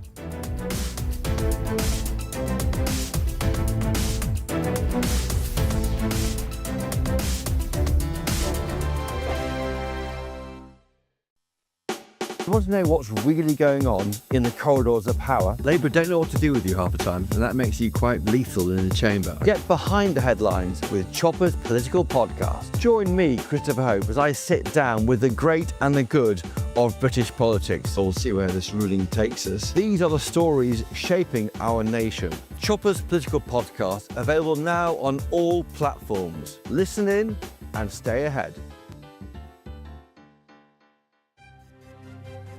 GB News Breakfast, every day from 6 a.m. You have a very nice accent, and I always thought but obviously I'm totally wrong. I've learned something already straight away. I mean, we've interviewed together on countless occasions. I thought you would have picked up on my English accent. Oh no, you're just changing it now. You're changing it a bit here. Yeah, I'm just putting it on for you, mate. Well, I'll tell you this, Chesney. I think it's amazing that we're talking about a tour next March for a man like you, and that shows you the extent to which you have to be organised to do these things. I thought like you're advertising this for this month or next month. Why the need to go so early? Oh no, it's just to give people plenty of advance notice. You know, these days life comes up very fast, doesn't it? So I'm always touring, Eamon. I've actually got some headline shows coming up next week. I'm in Cardiff and Southampton, but we've just announced this headline tour for next year. So I thought I'd get it out there and let people know in advance. You know. And Chesney, just looking at your Instagram now, I mean, you've got a sense of humour, haven't you? Because you've been putting videos out there saying people think I'm a one-hit wonder, but let me tell you, there'll be a lot more songs than just the one that you're most famous for. Yes. Contrary to popular belief, there are other songs. So looking forward, I've got a new album out right now, Ellie, and it's all been very, very well received. I'm so honoured and grateful for that. And so, yeah, I'll be performing some of this new album out on the road soon. You guys should come. GB News, the People's Channel. It's Patrick Christie's Tonight, and here we do things differently. It's explaining the absolute madness of this, doesn't it? It's explosive. I mean, this is very good. It's lively. 850. Your government sat there, Sean, and it did nothing. It's controversial. And the Middle East has been in turmoil since before I was born. It's everything you need to kickstart your evening. Everyone's had their Weetabix tonight. I love to see it. That's Patrick Christie's Tonight, weeknights from 9 p.m. Only on GB News, the People's Channel, Britain's news channel.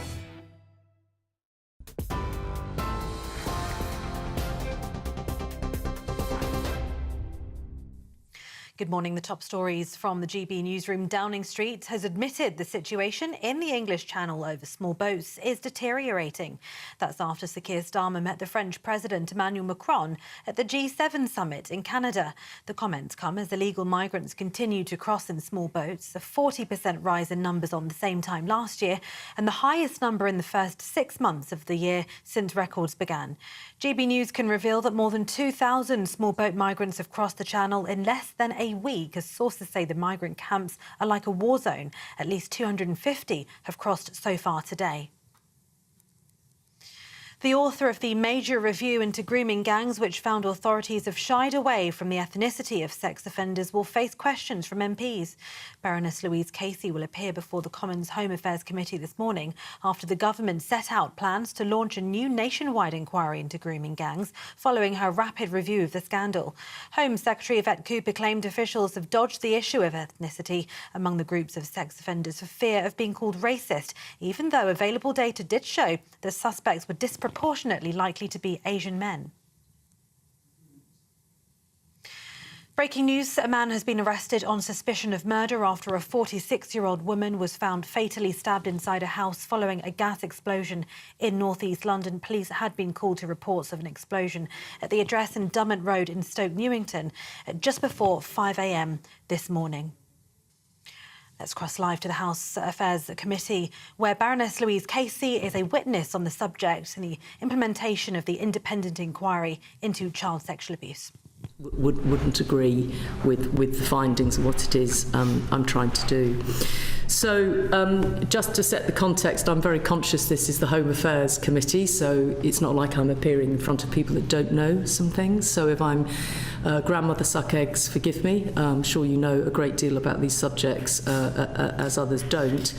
But I think it's important to say that what is called group-based child sexual exploitation, which is quite a mouthful in itself, is thankfully still rare. It may be at the most heinous end of crimes, but we have to get a sense of the proportionality of where it fits in that 100,000 crimes of child abuse that have been reported in the last 12 months. I'm fairly sure that it's still happening today. I think that we can explain that if necessary later.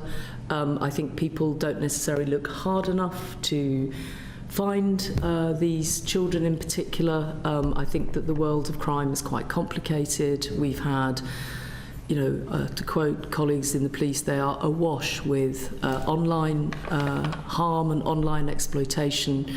We've had sort of the growth in the visibility of county lines and child criminal exploitation, at the same time that I don't think child abuse or indeed child sexual exploitation has gone away. And certainly from the evidence that we saw during the audit and the visits that we undertook to some police forces, it is clear that it is still happening. I obviously have gone quite hard, and I'm conscious that there are more legally qualified people sat around the table than myself, but I have gone quite hard on the fact I think we really have to get a grip of how we treat children. This again dates back to Rotherham, where I listened to the testimony of a young woman there. She was a child at the time that was multiple raped by multiple men on multiple occasions as a 13th birthday present, in the knowledge that her perpetrator said it would be not seen as rape, which she believed. So I've always sort of thought, why do we have this sort of difference when from 12 to 13, and why do we have that? And I'm sure there's a myriad of good reasons why people historically did, but I think it's time to draw a line under that and see children as children. And I think if we did that, that would have more profound implications across society anyway. And I think there's lots of people out there worrying about lots of other things to do with adolescents and teenagers, and I think this would just be one very sort of clear historic law change that I feel, given we haven't looked at the rape law since 2003, I think it is. I think the time is right to do that, and it would be a very fitting outcome, I think, to the audit. The other thing I wanted to just put in some context is I'm calling for, and they have agreed to, a national police operation. I think the big thing I want to happen is a national criminal operation. I suggested, and they've agreed, it's led by the National Crime Agency. That's in part because Stovewood, which is the NCA, were brought in to South Yorkshire Police in 2014, actually after Alexis Jay's report, not mine. I was there when Stovewood arrived, and I can see over their years of doing good police work that they've built up a very high level of expertise, which actually you can see other forces could benefit from, and it would also give confidence to victims. And really that's my sort of big ask, I suppose, is that there's an irony, but anyway. And then the second part of that, and what I envisaged, was a sort of independent commission that would grasp the two. So you'd have a police criminal investigation, and then obviously I have asked for, and they have agreed to do, a national inquiry where I want very strong footprints locally. I want it to be a different type of inquiry to perhaps things that have happened before, and I do see a link between those two. I think that they should feed into each other. The national data on grooming gangs is sound not often accused of being a civil servant, but incomplete and unreliable is what is written here. I would say that's putting it mildly. And I feel very strongly on issues that are as searing as people's race, when actually we know the prejudice and racism that people of colour experience in this country, to not get how you treat that data right, actually I think is a different level of public irresponsibility. Sorry to put it so bluntly, I didn't put it that bluntly yesterday, but I think it's particularly important if you are collecting those sorts of issues to get them 100% right. And if you are not getting them 100% right, please don't use them to justify another position, which is potentially what happened. So, and that may be well-meaning, it may not be well-meaning, but that's how the data has run. And I think the sooner we bring a close to that, and either, you know, my view is collect something or don't collect something. For God's sakes, don't half-collect it. That's a bloody disaster, frankly. And so then I think it's a matter now of public record. We dug deeper into 3 police force areas where there's a clear high rates of child sexual exploitation offending, and dug deeper into those to see whether they had established the facts and figures, and they had established the facts and figures much more than the national data. That then meant I was somewhat tougher, actually, in the way I've just talked about the national data, because if I know it can be collected in large police forces effectively, why can't I collect that nationally? Do you see me added to the sort of sense, oh dear God, what on earth have you done here? So I think it's clear that if you look at those 3 large police forces and their data, one is historic, to be fair, the other 2 are live, then the disproportionality issue is clear, and obviously when they ask for ethnicity, they largely, one stops at Asian, the other stops at Pakistani heritage. And again, I can only feel the pain of those communities to know that it's all bundled together in one big grouping, and how unhelpful that is to the very communities that you are talking about. So again, I think that that's not a great way for public policy to be done, even if it's... And I went into other less scientific ways of trying to see what was going on with serious case reviews, which we can come to, which is it could be a subject topic for your fellow committee all of its own, what's happening in the world of serious case reviews and children's data. But we went there and examined that. Just as a note of caution, when we asked the good people of Greater Manchester Police to help us look at the data, we also collected, I think it's in the report, what was happening with child abuse more generally, and of course so if you look at the data on child sexual exploitation suspects and offenders, it's disproportionately Asian heritage. If you look at the data for child abuse, it is not disproportionate, and it is white men. So again, just note to everybody really outside here rather than in here, let's just keep calm here about how you interrogate data and what you draw from it. I think I've said that I think the sort of poor recording in the criminal justice system, but not just in the criminal justice system. We have strong views, which you've seen in the audit, about children's services and local authorities and this extraordinary change, your Home Affairs. So you've got crime recording of child abuse here going up, and you look over at colleagues in local government, in children's services, and certainly see that in, I think, children on child protection plans for sexual abuse is at an all-time low in the last 30 years. And, you know, we thought, why are we the first people to open that cupboard and have a look at it? Because that tells you something, that if you were trying to sort this out, you might have a different view of it. And I often think that the Department of Health get a hospital pass, pun intended, just bringing a note of levity into a serious session. But, you know, honest to God, the national or absence of national data from the Department of Health world is woeful. And the one thing that you will know as Home Affairs colleagues is that quite often victims are actually all there in the health world, and sometimes the health world gets those people to our world so we can prosecute the people that are harming them. And so it really is an important issue that this isn't just something that's for the Home Office or for the Ministry of Justice.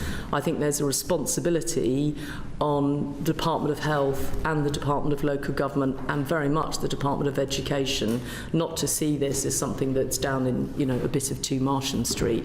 And I'm worried about that because we've talked about it relentlessly. I don't think this is the first Select Committee or Public Accounts Committee I've been before asking for better sharing of data between services and agencies. And I think I put in one of the recommendations, we need to look at how we make that mandatory and therefore if something isn't mandatory or people don't do it, what consequences are they going to face this time round? Because it strikes me that it's not done. Now, part of that is, and again, I'm sure you know this possibly more than I did, that I didn't realise until I went back in to do this audit at the sort of paucity really of technology to support the police in what they're doing. I didn't realise that, you know, I was there when the tragedy of Sohan happened and that we knew at that point that if we'd had better data sharing, there's a possibility that we might have saved those girls' lives. There's certainly an absolute clarity that intelligence would have been much faster in order of either avoiding it or actually finding that dreadful human being earlier. And we've known that forever onwards. And so I think there is also an issue, which is I just feel that, you know, the Home Office can't drag their feet on, sorry, that's a bit tough thing to say, but they shouldn't drag their feet on looking at police intelligence systems, given we're living in the 21st century and that probably everybody in this room could connect within seconds. Yet we had Bedfordshire Police rightly finding a young boy, as it happened, that was being, in my mind, trafficked to London, but the data intelligence system didn't make it easy for them to find that he was in Deptford and being circled and dealt with by predators. And so I just found that hard to understand, and I realise it's not a big, massive issue to the public necessarily, but it's a very big issue for the system. And then the last thing I wanted to say, if I may, Dame Karen, is that, you know, none of the issues in the audit sadly are new.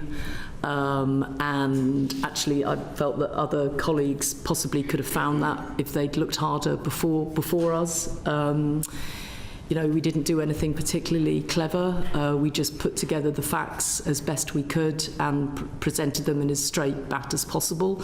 So that always causes me a bit of concern. I like to think I'm clever sometimes and find something new. And most of the time, as I head into 40 years in public service, you find the same thing. And what you have to do is be brave about dealing with it. And I suppose that's the last thing I wanted to say, is that, you know, the tone that we need to set is that we need a national reset when it comes to children and when it comes to child abuse, and within child abuse, child sexual exploitation. And I think that's why I've put together a sort of package of recommendations that include consent through to sorting out taxis with, you know, a national criminal investigation and a national inquiry sandwiched between the two. I hope that's helpful. No, thank you very much, and that helps. Now, if you want to keep up to date with the latest on Baroness cases giving evidence to a Committee of Commons MPs, you can scan the QR code on your screen now or head to GBN2 on YouTube. I wouldn't have a clue how to do that. It's quite easy. Open the camera app on your phone, scan that, and it will take you on your phone to that footage of Baroness Casey. Now, back in the studio, in a major shake-up of abortion laws, women could be spared prosecution for terminating a pregnancy after 24 weeks in England and Wales. What is concerned that an increasing number of women are being investigated by the police for illegally ending their pregnancies. So let's talk now to GBNews presenter, of course, Miriam Cates, who feels very strongly about this, Miriam, don't you? So currently, anybody can access an abortion, even up to 40 weeks, with the right medical condition and with the OK of 2 doctors. And that means you are not criminalised. But how would this change that system? Yes, so at the moment, the main abortion law, if you like, the time limit is 24 weeks. So with the agreement of 2 doctors, a woman can end a pregnancy for essentially any reason up until 24 weeks. Now, but you can end a pregnancy up to 40 weeks? Yes, if in certain circumstances, for example, if there's a disability or certain extenuating circumstances.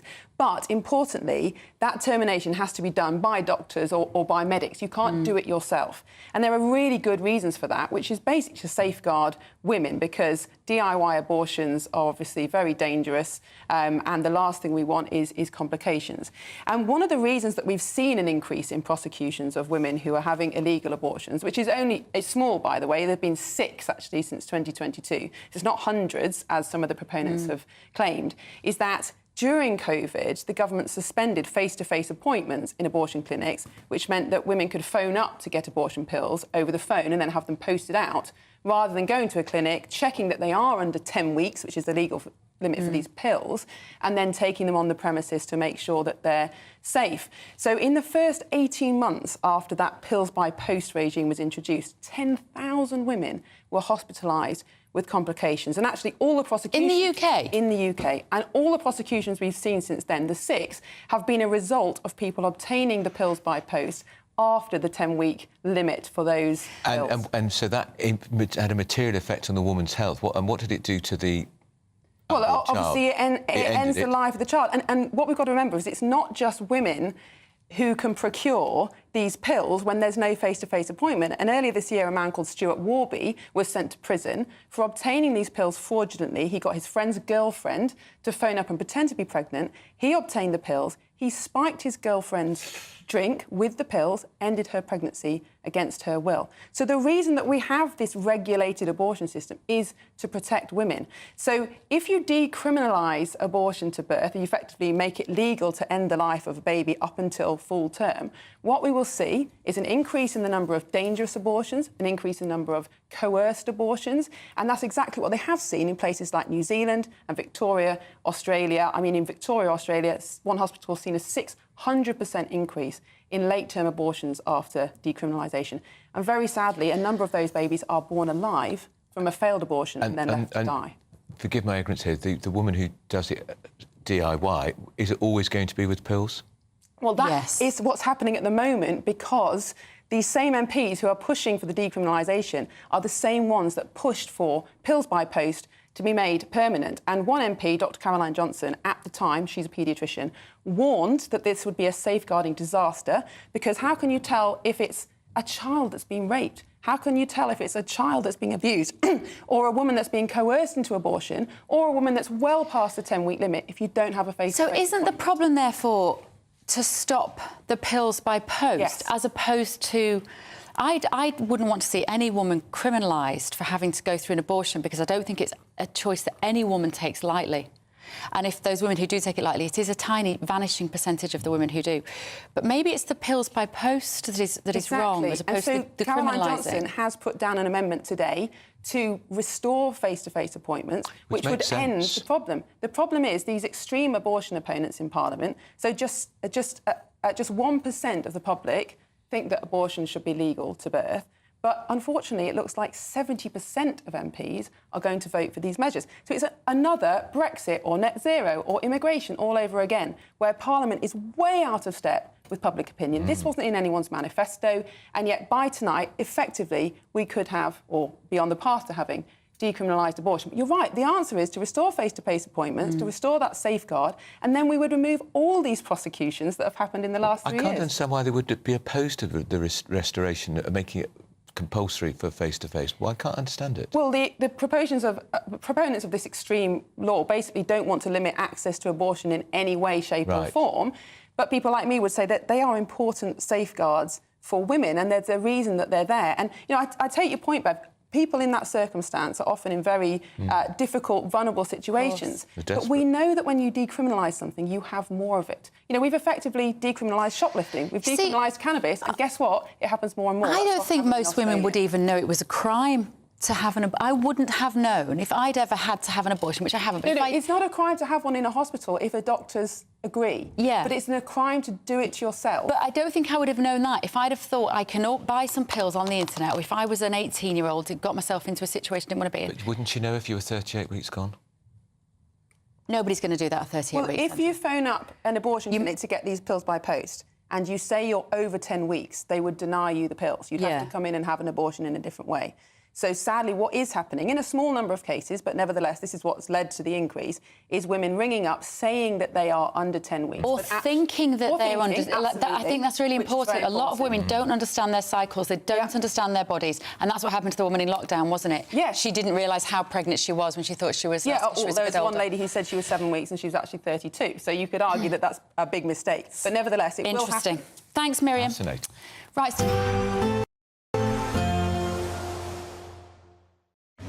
Even though we'll see a cloudy start, it'll be a bright outlook for the rest of the day.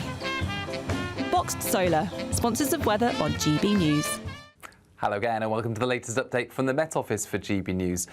Some cloud around through the rest of the day, but it is brighter compared with yesterday in the far north. Showers for some, especially through central parts, with this cold front passing through. That's providing thicker cloud through northern England as well as North Wales, North Midlands, but high pressure holds on to the south, so that's where we're going to see the lion's share of sunshine during the rest of Tuesday. South and East Wales, the Midlands, East Anglia and the south of England. To the north, across Scotland and Northern Ireland, certainly a brighter and drier day compared with Monday, but we've got this weakening frontal zone bringing damp conditions to North Wales, parts of northwest England and the far north of the Midlands later on.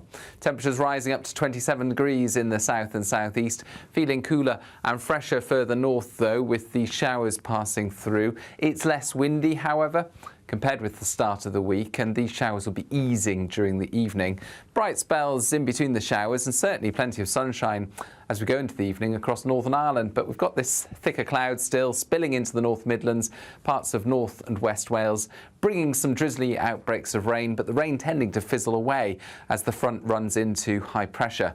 Now, there will be a lot of cloud drifting south during the evening and overnight, but it tends to break up. So patchy cloud here and there. Away from the cloud, plenty of clear spells, although we'll keep the showers going for a time in the north and northwest of Scotland.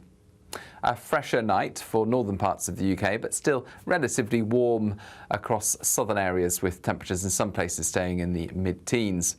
And then we start with the patchy cloud across southern parts during Wednesday, but that tends to fizzle away, and then plenty of sunshine for England and Wales at least throughout the day. I think cloudier skies once again for Northern Ireland, some dribs and drabs of rain pushing into the north and west later, that reaching central parts of Scotland. Otherwise, most places dry, and it's going to turn even hotter later this week. Expect a warm front, moving from the kitchen right through to the rest of the house. Boxed Boilers, sponsors of weather on GB News. £54,321 cash could be yours. Cash that you could spend however you like. It's like having an extra £1,000 each week for a whole year to play with. Someone is guaranteed to win this amazing amount of cash, so make sure that someone could be you. For another chance to win £54,321 cash, text cash to 63225. One entry costs £2.50 plus one standard network rate message, or text bonus to 63225. 5 entries cost £5 plus one standard network rate message. Go to gbnews.com/win. Entries start at £2.50. Call 0903 686 3232. Calls cost £2.50 plus your network access charge. Or post your name and number to GB14 PO Box 8690 Derby DE1 9TT. UK only. Entrance must be 18 or over. Lines close at 4 p.m. on the 1st of August. Please check the closing time if listening or watching on demand.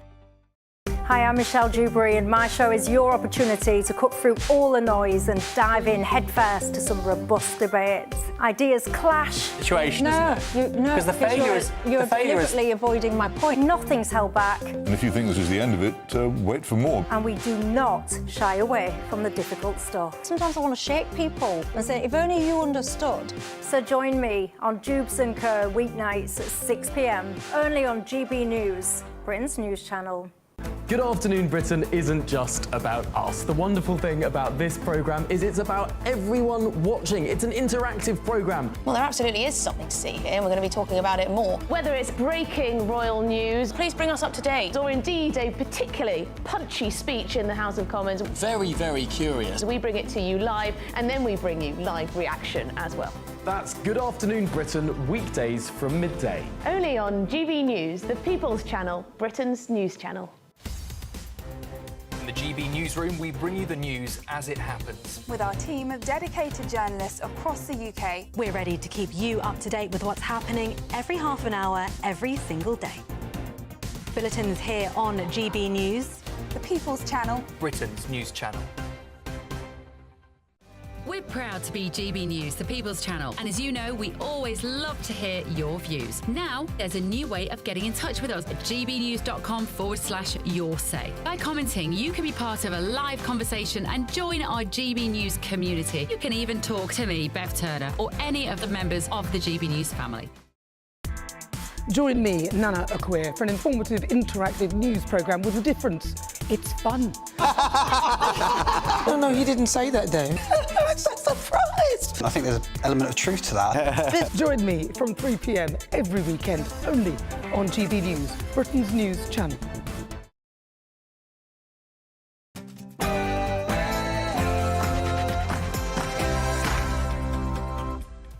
It's 11 a.m. on Thursday, the 17th of June, live across the UK, Britain's newsroom with Andrew Pearce and Bev Turner. Serious answer is to smash the gangs. To smash the gangs that are running this vile trade. To smash these gangs. To smash the gangs. Well, after all that gang smashing, Downing Street are now shifting their tone on small boats. Yesterday, the Prime Minister admitted that the situation is deteriorating. Do you have faith that this could be a turning point in Britain's migration strategy?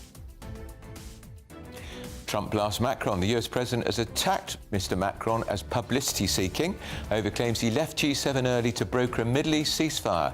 But what's really behind his sudden exit? Calling for inquiries because they want to jump on a bandwagon of the far right. I think she's right, and that's why there'll be a national inquiry. It'll be a statutory inquiry, and it'll go wherever it needs to go. Extraordinary U-turn, another one from the Prime Minister. But does it indicate a shift in tone that you welcome after Baroness Casey slammed councils for ignoring questions about grooming gang ethnicity? Do you think justice will finally be delivered for the victims? Because without social care working, it's impossible to get people out of hospital as quickly as we'd like. Well, that's what you said before the election. Now we can tell you that Labour's cross-party talks to fix the broken system of social care has collapsed behind closed doors. Politics, is it getting in the way yet again of real and urgently needed change? And a little bit of glamour for you here. Royal Ascot returns today. 250,000 people are expected this week. The royals will be leading the pageantry, waving from their carriages. Is it Britain's most glamorous week of the summer?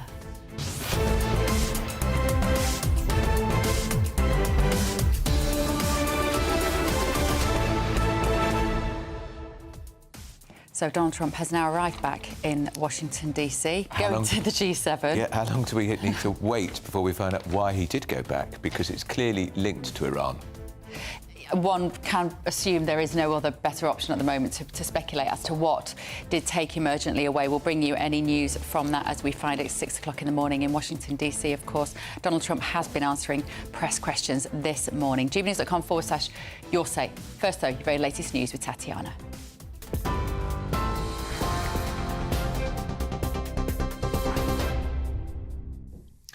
But thank you. The top stories. Downing Street has admitted the situation in the Channel over small boat crossings is deteriorating.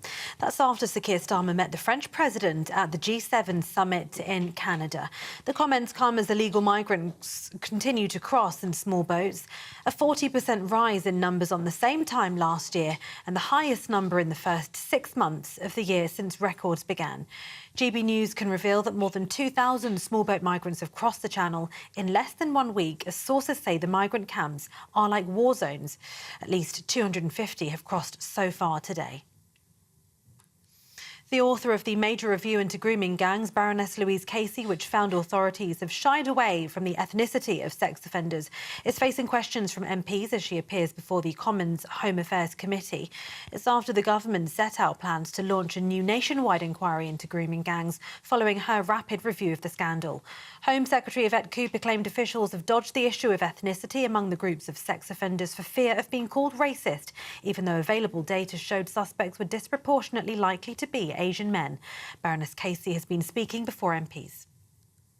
I feel very strongly on issues that are as searing as people's race, when actually we know the prejudice and racism that people of colour experience in this country, to not get how you treat that data right, actually I think is a different level of public irresponsibility. Sorry to put it so bluntly, I didn't put it that bluntly yesterday, but I think it's particularly important if you are collecting those sorts of issues to get them 100% right. And if you are not getting them 100% right, please don't use them to justify another position, which is potentially what happened. US President Donald Trump says we're looking at better than a ceasefire between Israel and Iran after earlier warning people to evacuate Tehran, the capital. G7 leaders issued a joint statement agreeing that Israel has the right to defend itself while describing Iran as the main source of regional instability and terror in the conflict. The leaders of G7 nations have also called for a de-escalation of hostilities in the Middle East, including a ceasefire in Gaza. Meanwhile, Donald Trump has arrived back in Washington after leaving the G7 summit early yesterday over tensions in the Middle East. The US president says his departure has nothing to do with an Israel-Iran ceasefire, refuting comments made by the French president. Meanwhile, Israel and Iran have attacked each other for a fifth consecutive day. Overnight, more explosions have been reported in Tehran after it was revealed an Iranian state TV employee had been killed in an Israeli attack. Also yesterday, Sir Keir Starmer and Donald Trump sealed a trade deal at the G7 summit. The Prime Minister says the document implements the deal to cut tariffs on cars and aerospace, describing it as a really important agreement. However, President Trump did not say whether levies on British steel exports to the US would be set to 0%. We all know the great Prime Minister of the UK, and we just signed a document. This is... Sorry about that. A very important document. A little windy out here. Give it that. And a nursery worker has been convicted of mistreating 21 children in her care after she was caught on CCTV pinching, punching and kicking her victims. Prosecutors said the scale of the abuse was staggering, and Roxana Lecker showed exceptional cruelty in her appalling treatment of children over a 6-month period at the Riverside Nursery in Twickenham in southwest London. The nursery charged parents up to £1,900 a month to look after youngsters aged between 18 months and 2 years. 22-year-old Lecker admitted 7 charges of child cruelty, was also found guilty of 14 further counts by a jury after a trial at Kingston Crown Court. She was cleared of 3 other charges, 1 conviction related to a child at another nursery that Lecker worked at in Hounslow in West London of 2023. Those are the latest headlines for now. More from me at 11:30.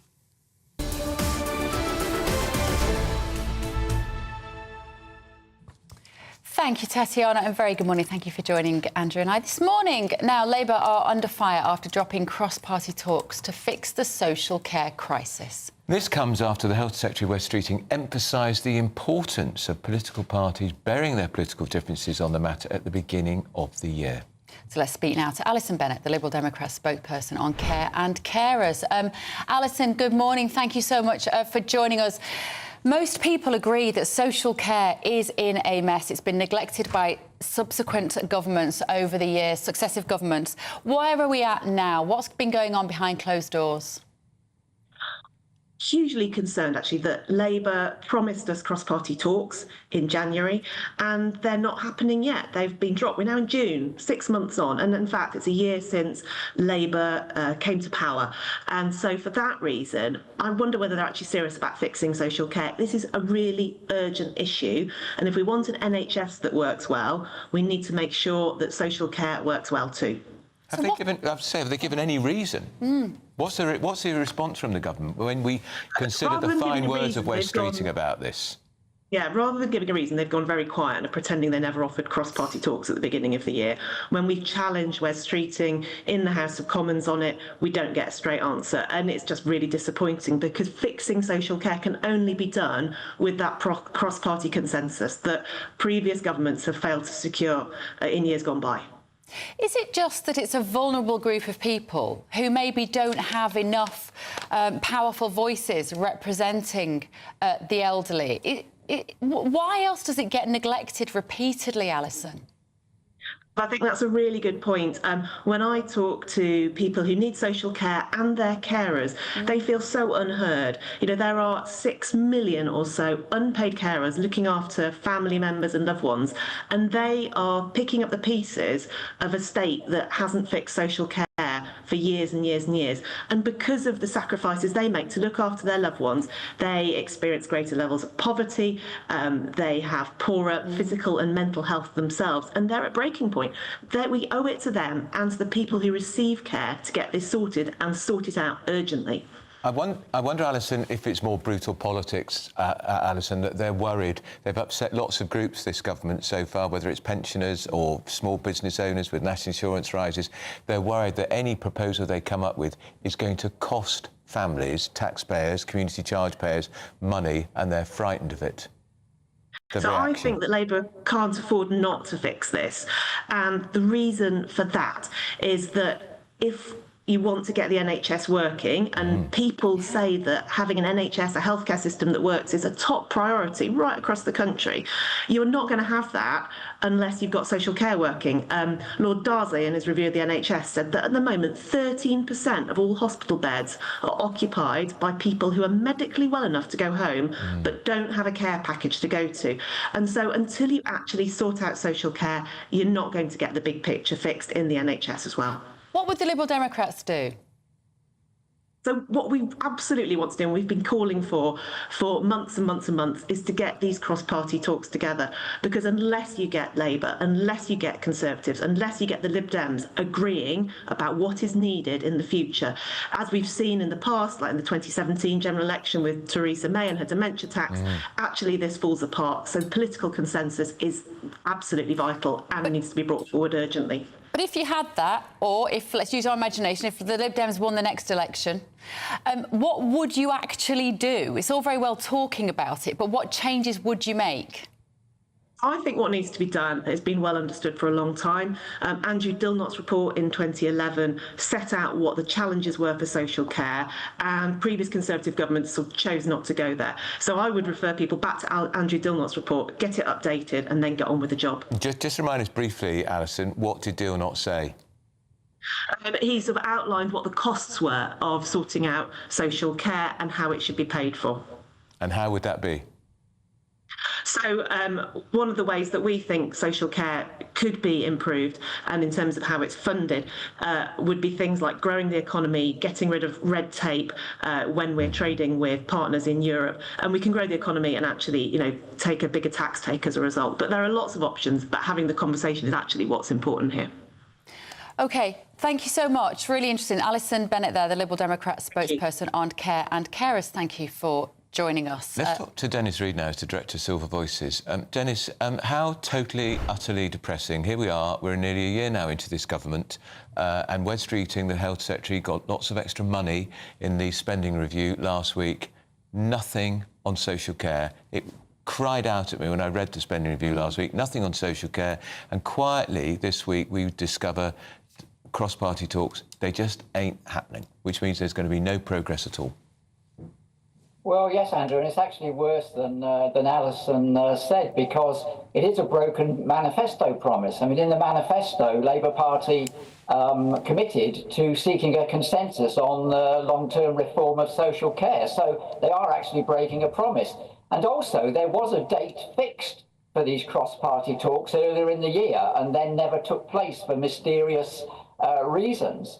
So, yeah, I mean, it all adds up to the fact that Wes Streeting and the government are pushing social care more and more into the long grass. They clearly don't want to do anything in this Parliament on social care. As you have said, there was nothing in the spending review to indicate there's going to be any improvements in social care over the next the rest of this Parliament. The Lib Dem spokeswoman said they cannot afford to fix it, but I still suspect that the reason they're running shy of this, Dennis, is because ultimately it is going to cost householders, taxpayers, more money, because clearly we've got to find more money to pay for social care, and I don't think Labour are willing to confront that. Well, you may well say that, and I think that's certainly true, Andrew.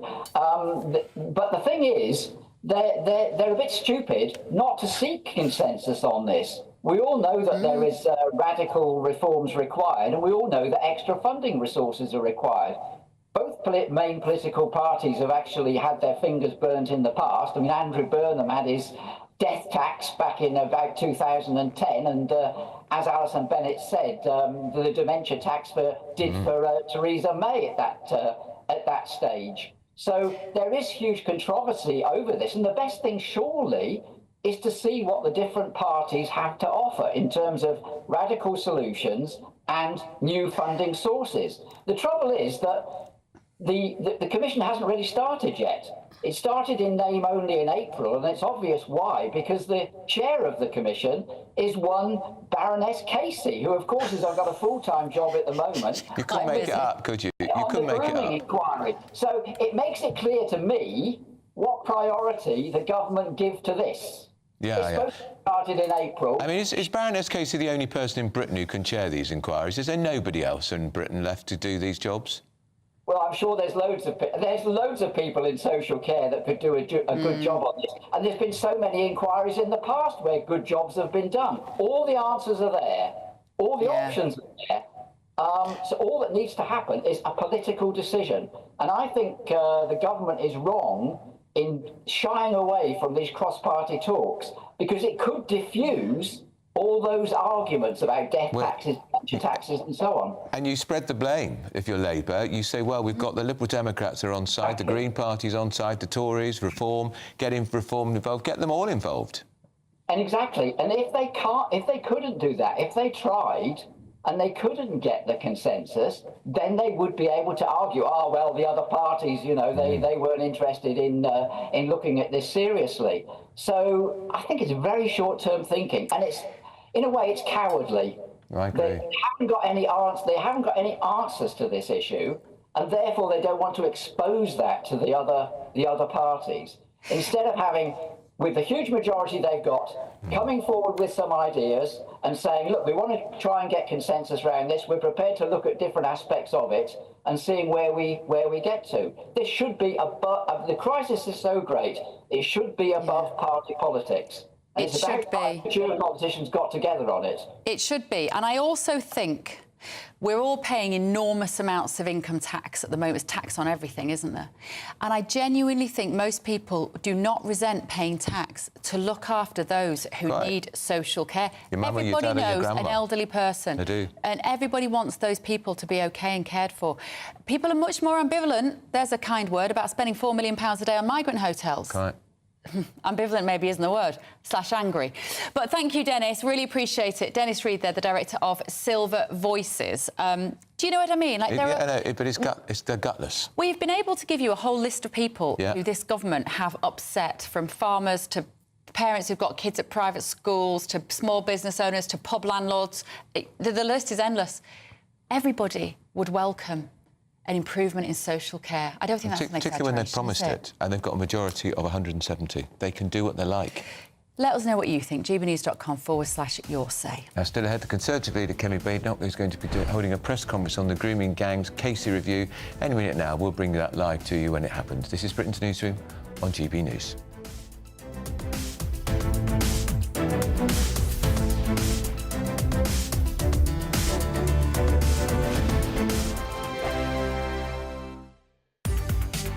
From the school run to the home run, watch a new show for all of Britain. He can say whatever he wants. A straight-talking show where all voices are heard. And, you know, when are we going to stop talking about smashing the gangs and actually do it? With the stories that matter from every part of our country. There's a bit of a crash landing there for your Chancellor. Bold, fearless and standing up for you. That's me, Martin Daubney, 3 p.m. till 6 p.m, weekdays, here only on GB News. The People's Channel, Britain's news channel. GB News Breakfast. every day from 6 a.m. Welcome to Dunkirk. Yes, this was was described as our darkest hour. And of course, it was British expeditionary forces that had to get lifted off the beaches. And the real problem was that the big naval ships couldn't get in close enough. So these little small boats that you see, 933 of them, were called up, and they managed to evacuate most of the troops out of there over that week period. And unfortunately, out of those 933 small boats, unfortunately, only 697 of them returned. The majority of those that were wrecked at that stage were under enemy fire. And every big anniversary, these small ships return to Dunkirk to educate, to remember, and then to sail back to Britain. And there has been so much interest here in Dunkirk and these small ships. How important is it that we remember Dunkirk? Incredibly important. 85 years ago, there were 250,000 troops on the beach up there, another 25,000 in the rear guard. None of them knowing whether they were going to live or die, or whether they were going to be rescued, or even if they could be rescued. And based upon what's happening today, we need to remember what happened then, and commemorate that, and celebrate the fact that we still are aware of it, and these boats exist as well. So it's just so important to us. Lots of these little boats back in the day were only brand new, and the Admiralty just took them away and used them. Yeah. And the men that were on them didn't necessarily own them, and there was quite a few of them destroyed. There were 240 of them destroyed over that whole period. GB News, the People's Channel.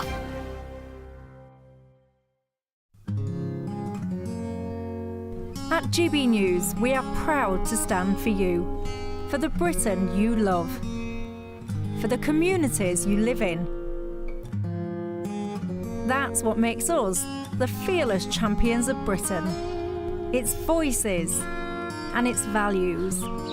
Because we, at GB News, the People's Channel, Britain's news channel.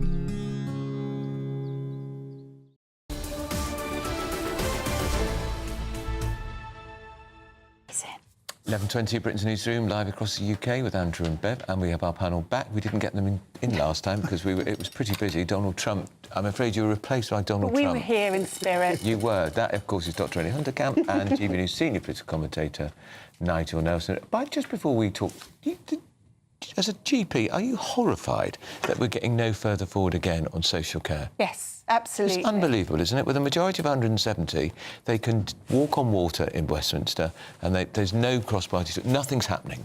No, the problem is that they don't know how to solve it because it's such a big problem. And really, the answer to solving it is to bring it into the NHS and have it part of the NHS budget. Yeah. Because if you have it as part of that budget, people will sit up and start thinking about it. Yeah. We also need to think about these 13,000 people who sit in hospital every day who have nowhere to go. We need to pay our care workers. These are people in beds who don't need to... Yeah, who don't need to be there, but they do need some care. You know, I always think that they built the Nightingales in a week, but then they couldn't staff them, and therein lies the problem. We currently have people who are unemployed in the health industry because there are GPs unemployed, doctors unemployed. We need to pay our care workers a living wage and entice them into the system and then treat it all as one. And only that way will we get some solution to it.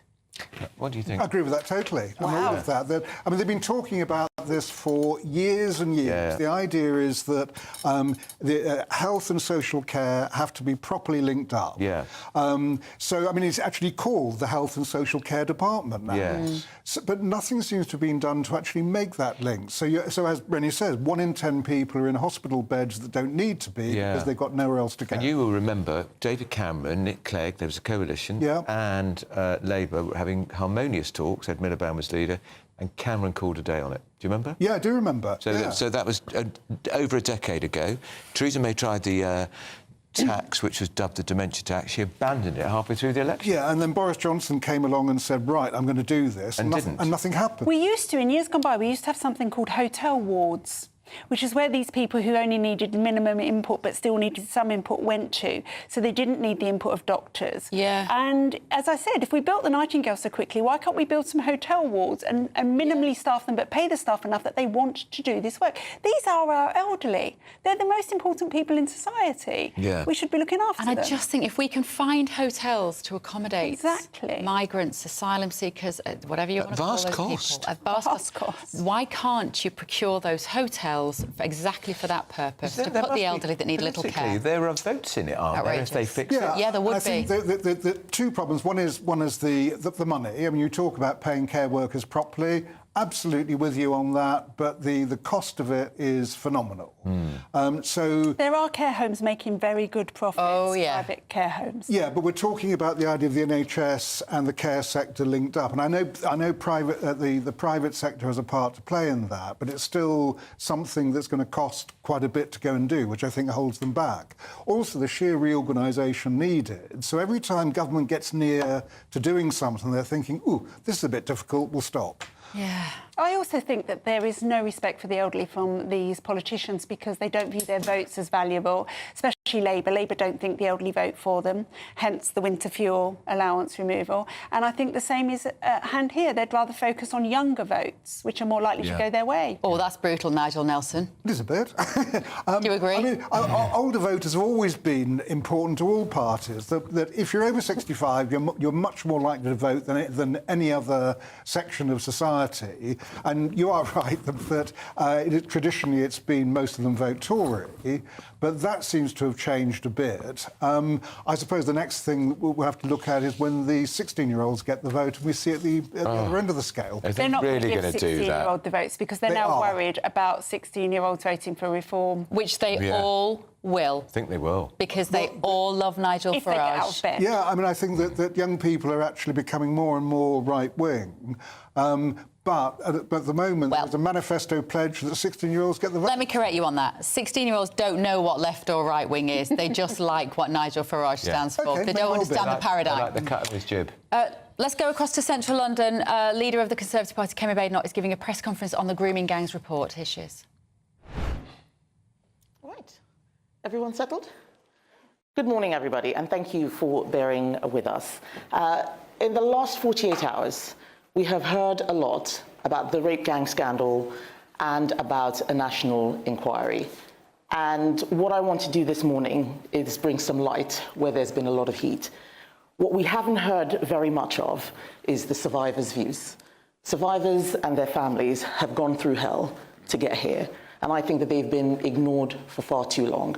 So what this morning is about is not the politics, but giving them a platform to say what they want to see from a national inquiry.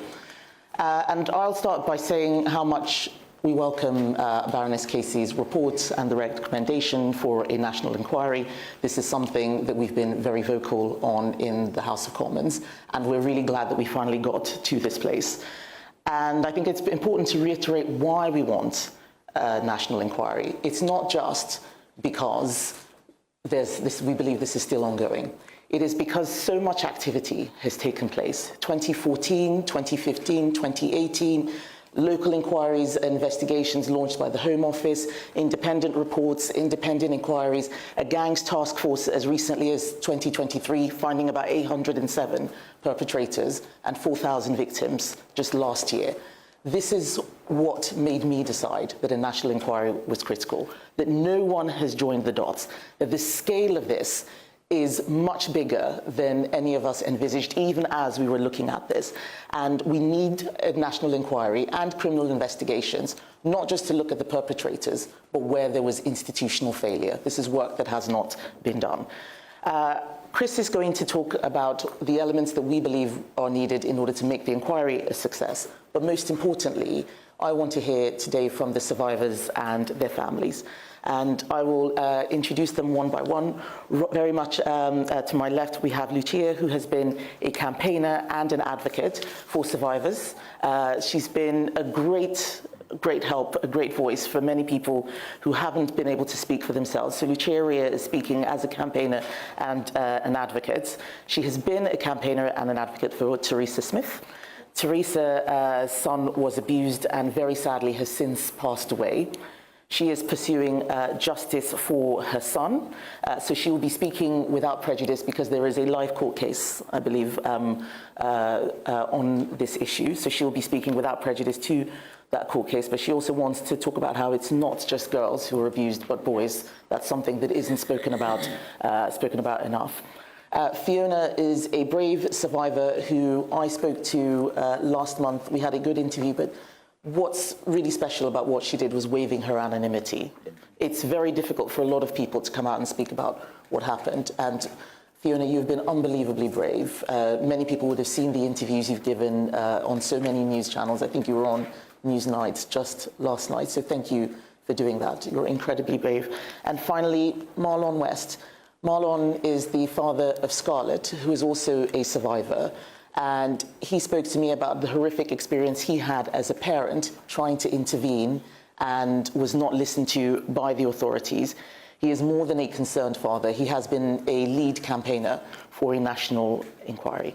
So why don't I start with you, Marlon? What do you want to see from an inquiry?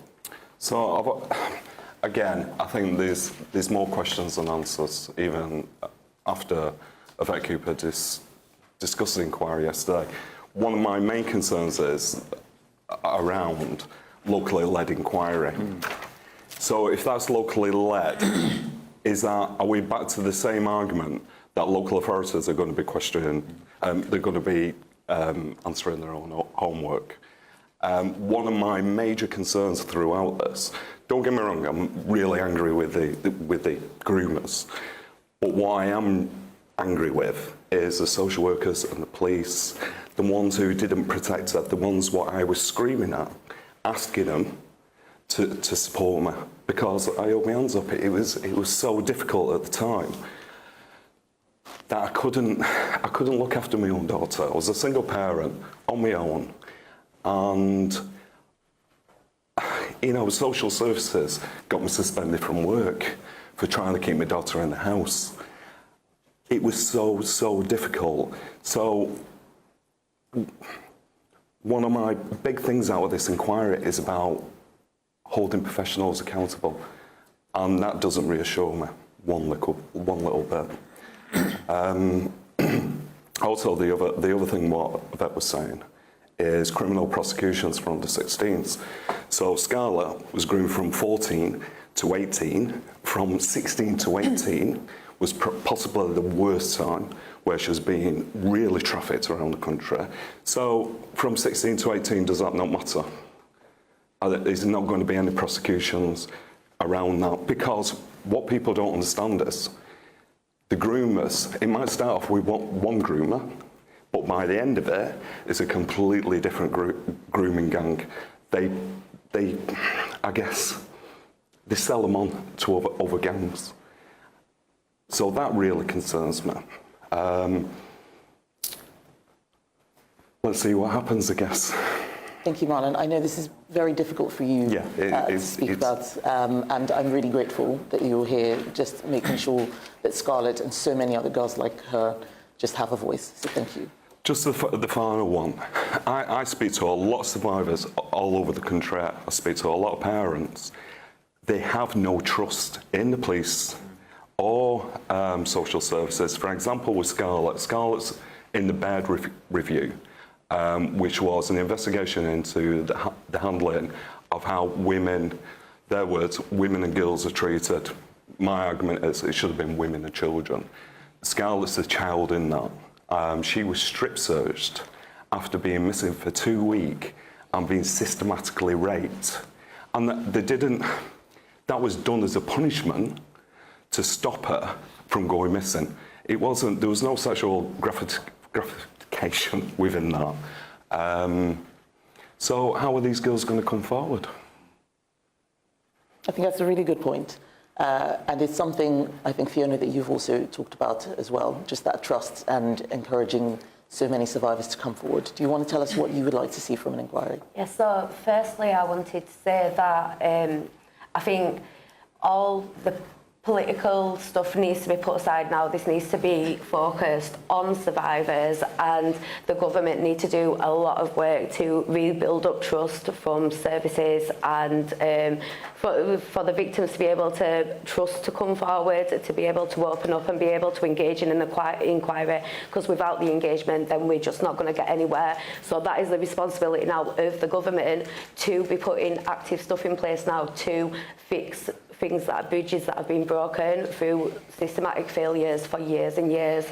Then I do also want to talk about the fact that while this inquiry is ongoing, I think it is important to acknowledge that work cannot stop on tackling the crime in the here and now, and I would encourage there to be some conversations about survivor-led education within schools and services so we can start tackling and preventing this crime from happening while the inquiry is ongoing. We need to be addressing both sides of this issue.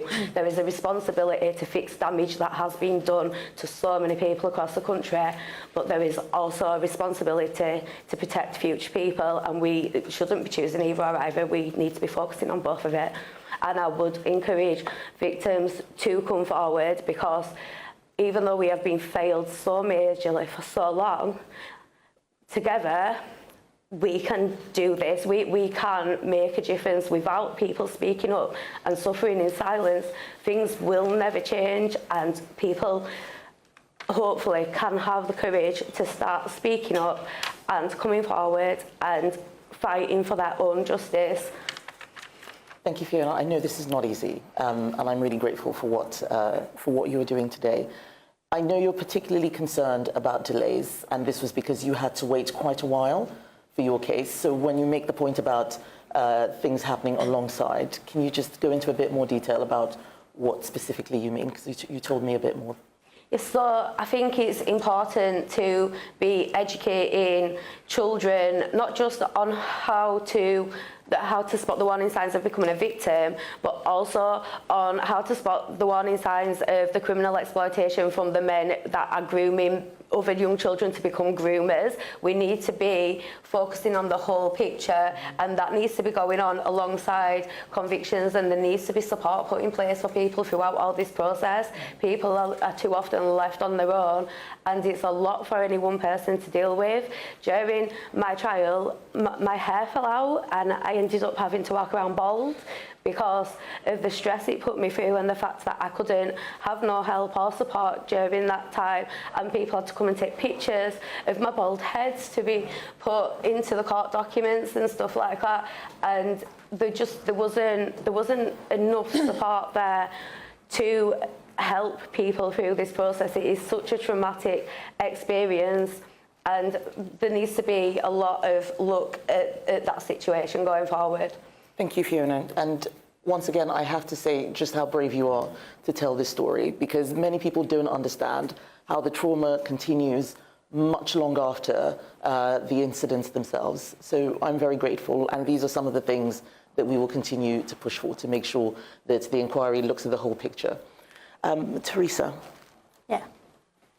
Could you tell us what you would like to see from an inquiry, and a little bit about your background and how you've come to be here? I'd like openness, transparency. I'd like more help for the survivors, because there's nothing there, and more help for the families of survivors, because we're just left with nothing. We're here to pick up the pieces, and we're left with no support. And a lot of people don't think that parents should even be involved. But in my case, my son isn't here to represent himself, and what kind of mother would I be if I didn't, be here and carry on the fight for him. He was just 13 when the abuse started. It was a paedophile ring. I did tell the social workers and the police, and basically I was told, if you don't stop digging and, rooting around for the evidence, that my child would suffer the consequences, because he was in the care system voluntary.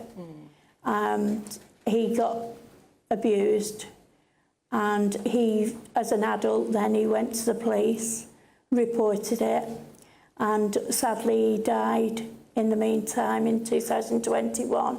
He died, and I've had to pick up the pieces, but it took 10 years from the start to court, and we go in January to court, and for the hearing of just one abuser, because he was ready to name the other abusers, but sadly his police officer was on holiday, he was dealing with it, and she said, when I come off holiday, I'll come and see him, we'll do some more video evidence. But when she come back, he died. I know that you're worried that justice won't fully be done, and we'll do all that we can to support you. Yeah. You also said that you were concerned about perpetrators fleeing. Do you want to say more about that? Yeah. He's fled once during the inquiry into him, and when they arrested him, the police gave 7 recommendations to the judge, who one was to take his passport. The only recommendation they went with, the judge, was for him to live and sleep at a certain property. Now, this is a man that's fled once, and I do believe he is going to get a fake passport and flee the country again. I have informed the police, but they say, well, we're doing all we can, but it's not enough. And it's not enough that this inquiries and stuff is all about girls, because it's not just girls, and boys need to come forward. Lots of boys need to come forward, because I know it's happening. And it's not a thing that they have to be embarrassed about. They have to come forward, and it's not their fault. Thank you very much, Teresa. And finally, Lucia. Yeah, a lot of the work we've been doing and concerned around has been the lack of openness and transparency from this, and we're hoping this inquiry will give regular updates to restore the public trust and survivors' trust, more importantly, because we do believe that's at an all-time low. These survivors have been let down far too many times, and we've got to see real change with this inquiry now. We also want to see that it has the powers to refer new findings of new information that's brought forward, so that the inquiry itself can go to the police with those matters, and for it to liaise with the judicial system, because we want cases dealt with in a timely manner. Only last week, a local charity, COGS, in Manchester, Keeping Our Girls Safe, they took a survivor to the police. It took her years to get to this point that she wanted to go to the police, and she come forward to be told that she probably won't get a court hearing until 2028. So they live these experiences, and they're living and breathing it every day. It becomes their life, it becomes their being, and to finally get to that point where you want to come forward, to be told you've got years of waiting. And then we want to see a uniformed approach by the judges as well. We want to see the inquiry have that written in, that sentences are fitting, they're appropriate, because we've seen too many cases where we don't believe these sentences are fitting. And yeah, so we've just been more concerned around things like that, haven't we, Teresa? Yeah, Lucia, when we had the roundtable a few weeks back, you also talked about, I think you told me some stories about how the state failure was very blatant. I don't know if you recall the specific incident. Is it something that you might want to share? Because we want to make sure that the inquiry isn't just about perpetrators, but the full suite of institutions that might have let people down. Yeah, there's a survivor that we're working with, and she's just been repeatedly let down by authorities. Her records go missing. She gets gaslit to an extreme where you think, they can't be making survivors feel like they've gone crazy. They know what happened to them. They know their records, that they reported things. There's the NHS records go, and there's nobody bringing all this together to make sure that everything can be centralised and that survivors' information is kept safe. Understood. Teresa, you had a similar experience as well with missing records and case files and so on. Yeah, I've got some of my son's records. not all of them. And I know that some's missing. They've said that they'll give them to the solicitor, but the solicitor mustn't show me. But that's my child. I should be able to see what they've done with him, because they're now saying that there's no signs of him being groomed. Oldham Council are saying. It was mentioned in my serious case review as well that big chunks of my care records were missing. I was a looked after child. There should have been a documentation for near enough every day that I was in care, whether it just be an acknowledgement of me going to school or waking up or anything that I did. But she found that there was months at a time where there was just not a single documentation within my records. So that seems to be common within a lot of cases, is missing records. Right. And Marlon, did you want to add to that? So unfortunately for Scarlett, she's not even got to any kind of full criminal investigation. We've been pushing for this for years, even though she's also been into care due to child sexual exploitation. Great Manchester Police haven't investigated it until the Channel 4 documentary. So they opened the investigation 4 weeks before that. What I find absolutely disgraceful is the only reason why we've got this case open is because of the media attention. What about the thousands of other survivors out there where no prosecutions? A lot of these girls that I'm speaking to, and this is common, there's no prosecutions at all. I had to fight for mine. I didn't get mine willingly. I had to fight tooth and nail and expose people on the media just to get an investigation started. Mine had been documented and reported from 2008, and the serious case review noted 7 instances of assault, sexual assault or rape that were not investigated, and I had the police turn up in 2013 due to finding my name on a checklist in a perpetrator's house in relation to a different case, and they still didn't investigate when I told them everything then. So it took me exposing it to the media to get my case investigated in 2014, which led to prosecutions in 2019. That's just unbelievable. And Lucia, I believe you had one more thing to add. I just wanted to add into that we hope the inquiry would include some sort of specialised monitoring team, because we want someone to be dedicated to following up any recommendations that the inquiry finds, that they can feed back centrally and report back who locally hasn't been complying.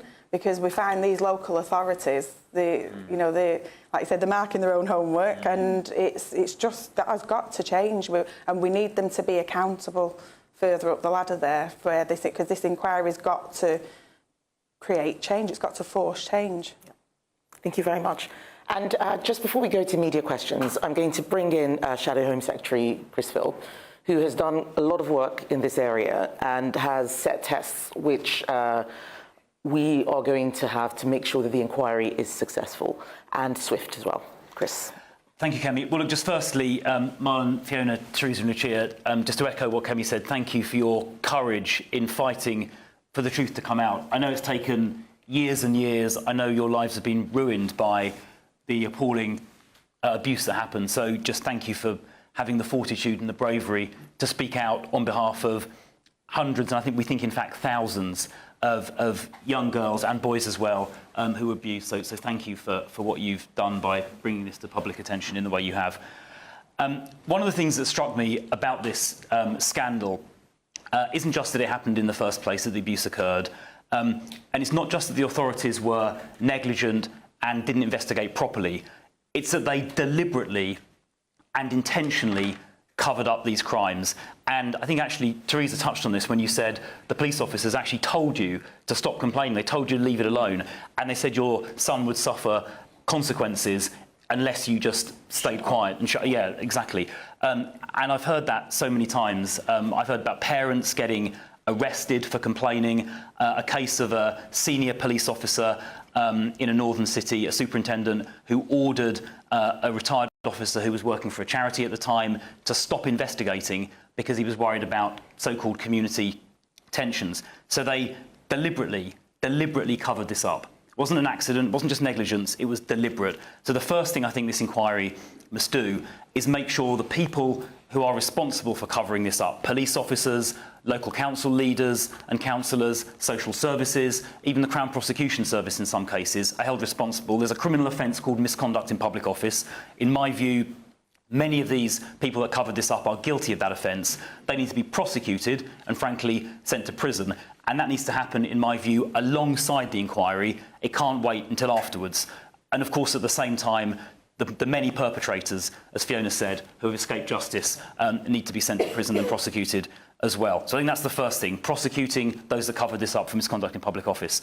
I think, secondly, we need to make sure this inquiry covers all 50 towns affected, not just some of them, but all of them. We know some towns like Bradford have refused to cooperate with any inquiry at all, even to this day, so all those places must be covered.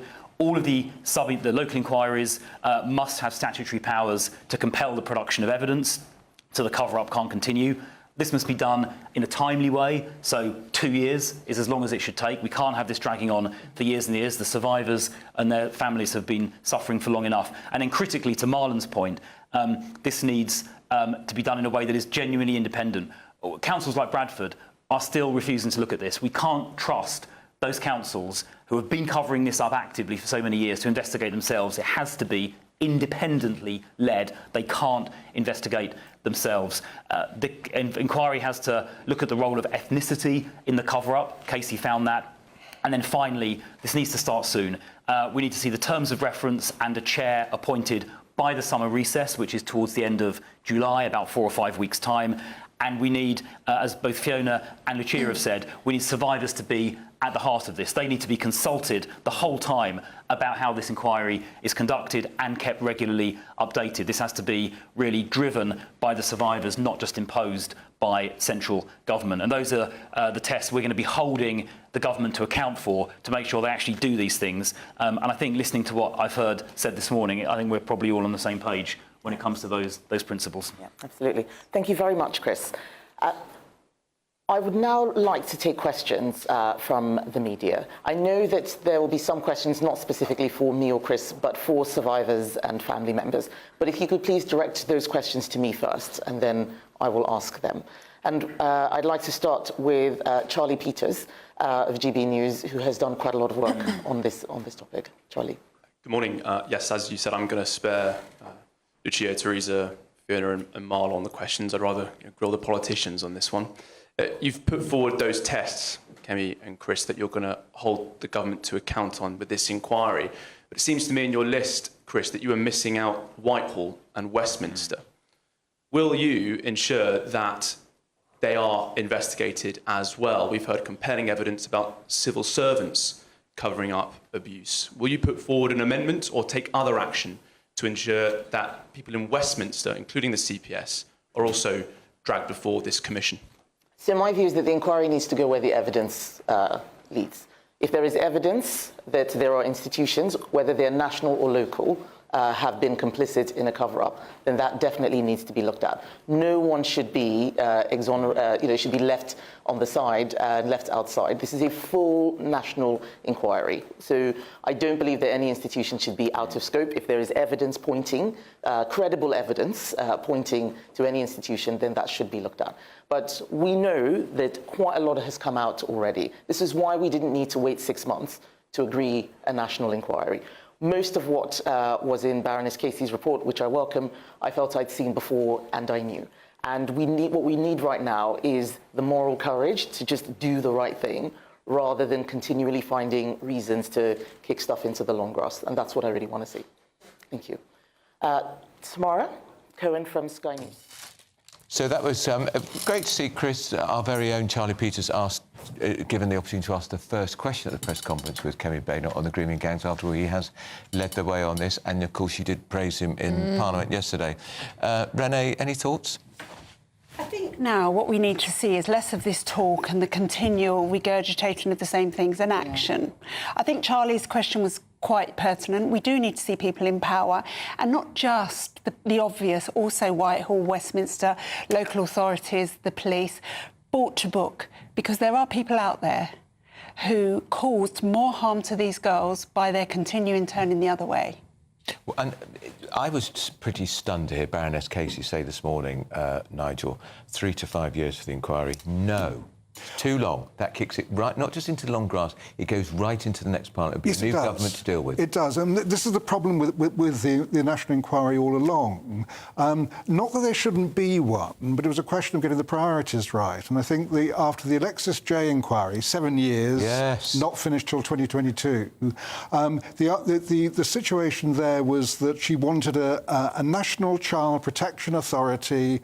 We were going to get that. Can that happen now with another inquiry going on? And if it goes on for 3 years, that National Protection Authority is But Nigel, 5-6 we know years it away. won't be 3 years. It'll be, if they say 3 to 5, it'll be 7. Well, that's the danger. It's so rich as well to see the Conservatives sitting there saying they feel really strongly about this, when actually they had 14 years to get involved with this and do something meaningful. Well, to be fair, they set up the J inquiry, but then didn't implement a single one of the recommendations. Exactly. And didn't have any focus in the J inquiry, really, on this particular issue. No. It was a minor issue. And now, a show full of major issues. It is Good Afternoon Britain with Emily and Tom. We'll see you at 9:30 tomorrow morning. So much more to decipher about what exactly this inquiry will uncover. Not only the cover-ups, but also we want to dig into the reason behind the rape in the first place. Are some cultures, do they have different attitudes towards individual sovereignty? Yes, absolutely. And we're going to be bringing you the latest from the Iran-Israel conflict. And why on earth did Donald Trump actually leave that G7 summit? More on that after the weather.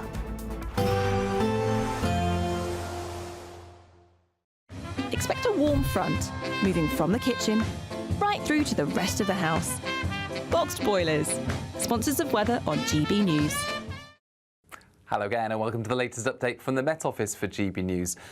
Some cloud around through the rest of the day, but it is brighter compared with yesterday in the far north. Showers for some, especially through central parts, with this cold front passing through. That's providing thicker cloud through northern England as well as North Wales, North Midlands, but high pressure holds on to the south, so that's where we're going to see the lion's share of sunshine during the rest of Tuesday. South and East Wales, the Midlands, East Anglia and the south of England. To the north, across Scotland and Northern Ireland, certainly a brighter and drier day compared with Monday, but we've got this weakening frontal zone bringing damp conditions to North Wales, parts of northwest England and the far north of the Midlands later on. Temperatures rising up to 27 degrees in the south and southeast, feeling cooler and fresher further north though, with the showers passing through. It's less windy, however, compared with the start of the week, and these showers will be easing during the evening. Bright spells in between the showers and certainly plenty of sunshine as we go into the evening across Northern Ireland, but we've got this thicker cloud still spilling into the North Midlands, parts of North and West Wales, bringing some drizzly outbreaks of rain, but the rain tending to fizzle away as the front runs into high pressure. Now, there will be a lot of cloud drifting south during the evening and overnight, but it tends to break up. So patchy cloud here and there. Away from the cloud, plenty of clear spells, although we'll keep the showers going for a time in the north and northwest of Scotland. A fresher night for northern parts of the UK, but still relatively warm across southern areas, with temperatures in some places staying in the mid-teens. And then we start with the patchy cloud across southern parts during Wednesday, but that tends to fizzle away, and then plenty of sunshine for England and Wales at least throughout the day. I think cloudier skies once again for Northern Ireland, some dribs and drabs of rain pushing into the north and west later, that reaching central parts of Scotland. Otherwise, most places dry, and it's going to turn even hotter later this week. A positive outlook through the night will power through to a bright day ahead. Boxed Home Battery Storage, sponsors of weather on GB News. Imagine having an extra £1,000 to spend each week for an entire year. £54,321 in tax-free cash could be yours. Cash to spend however you like. £54,321 in cash could be landing in your bank account this year. For another chance to win £54,321 cash, text cash to 63225. One entry costs £2.50 plus one standard network rate message. Or text bonus to 63225. 5 entries cost £5 plus one standard network rate message. Go to gbnews.com.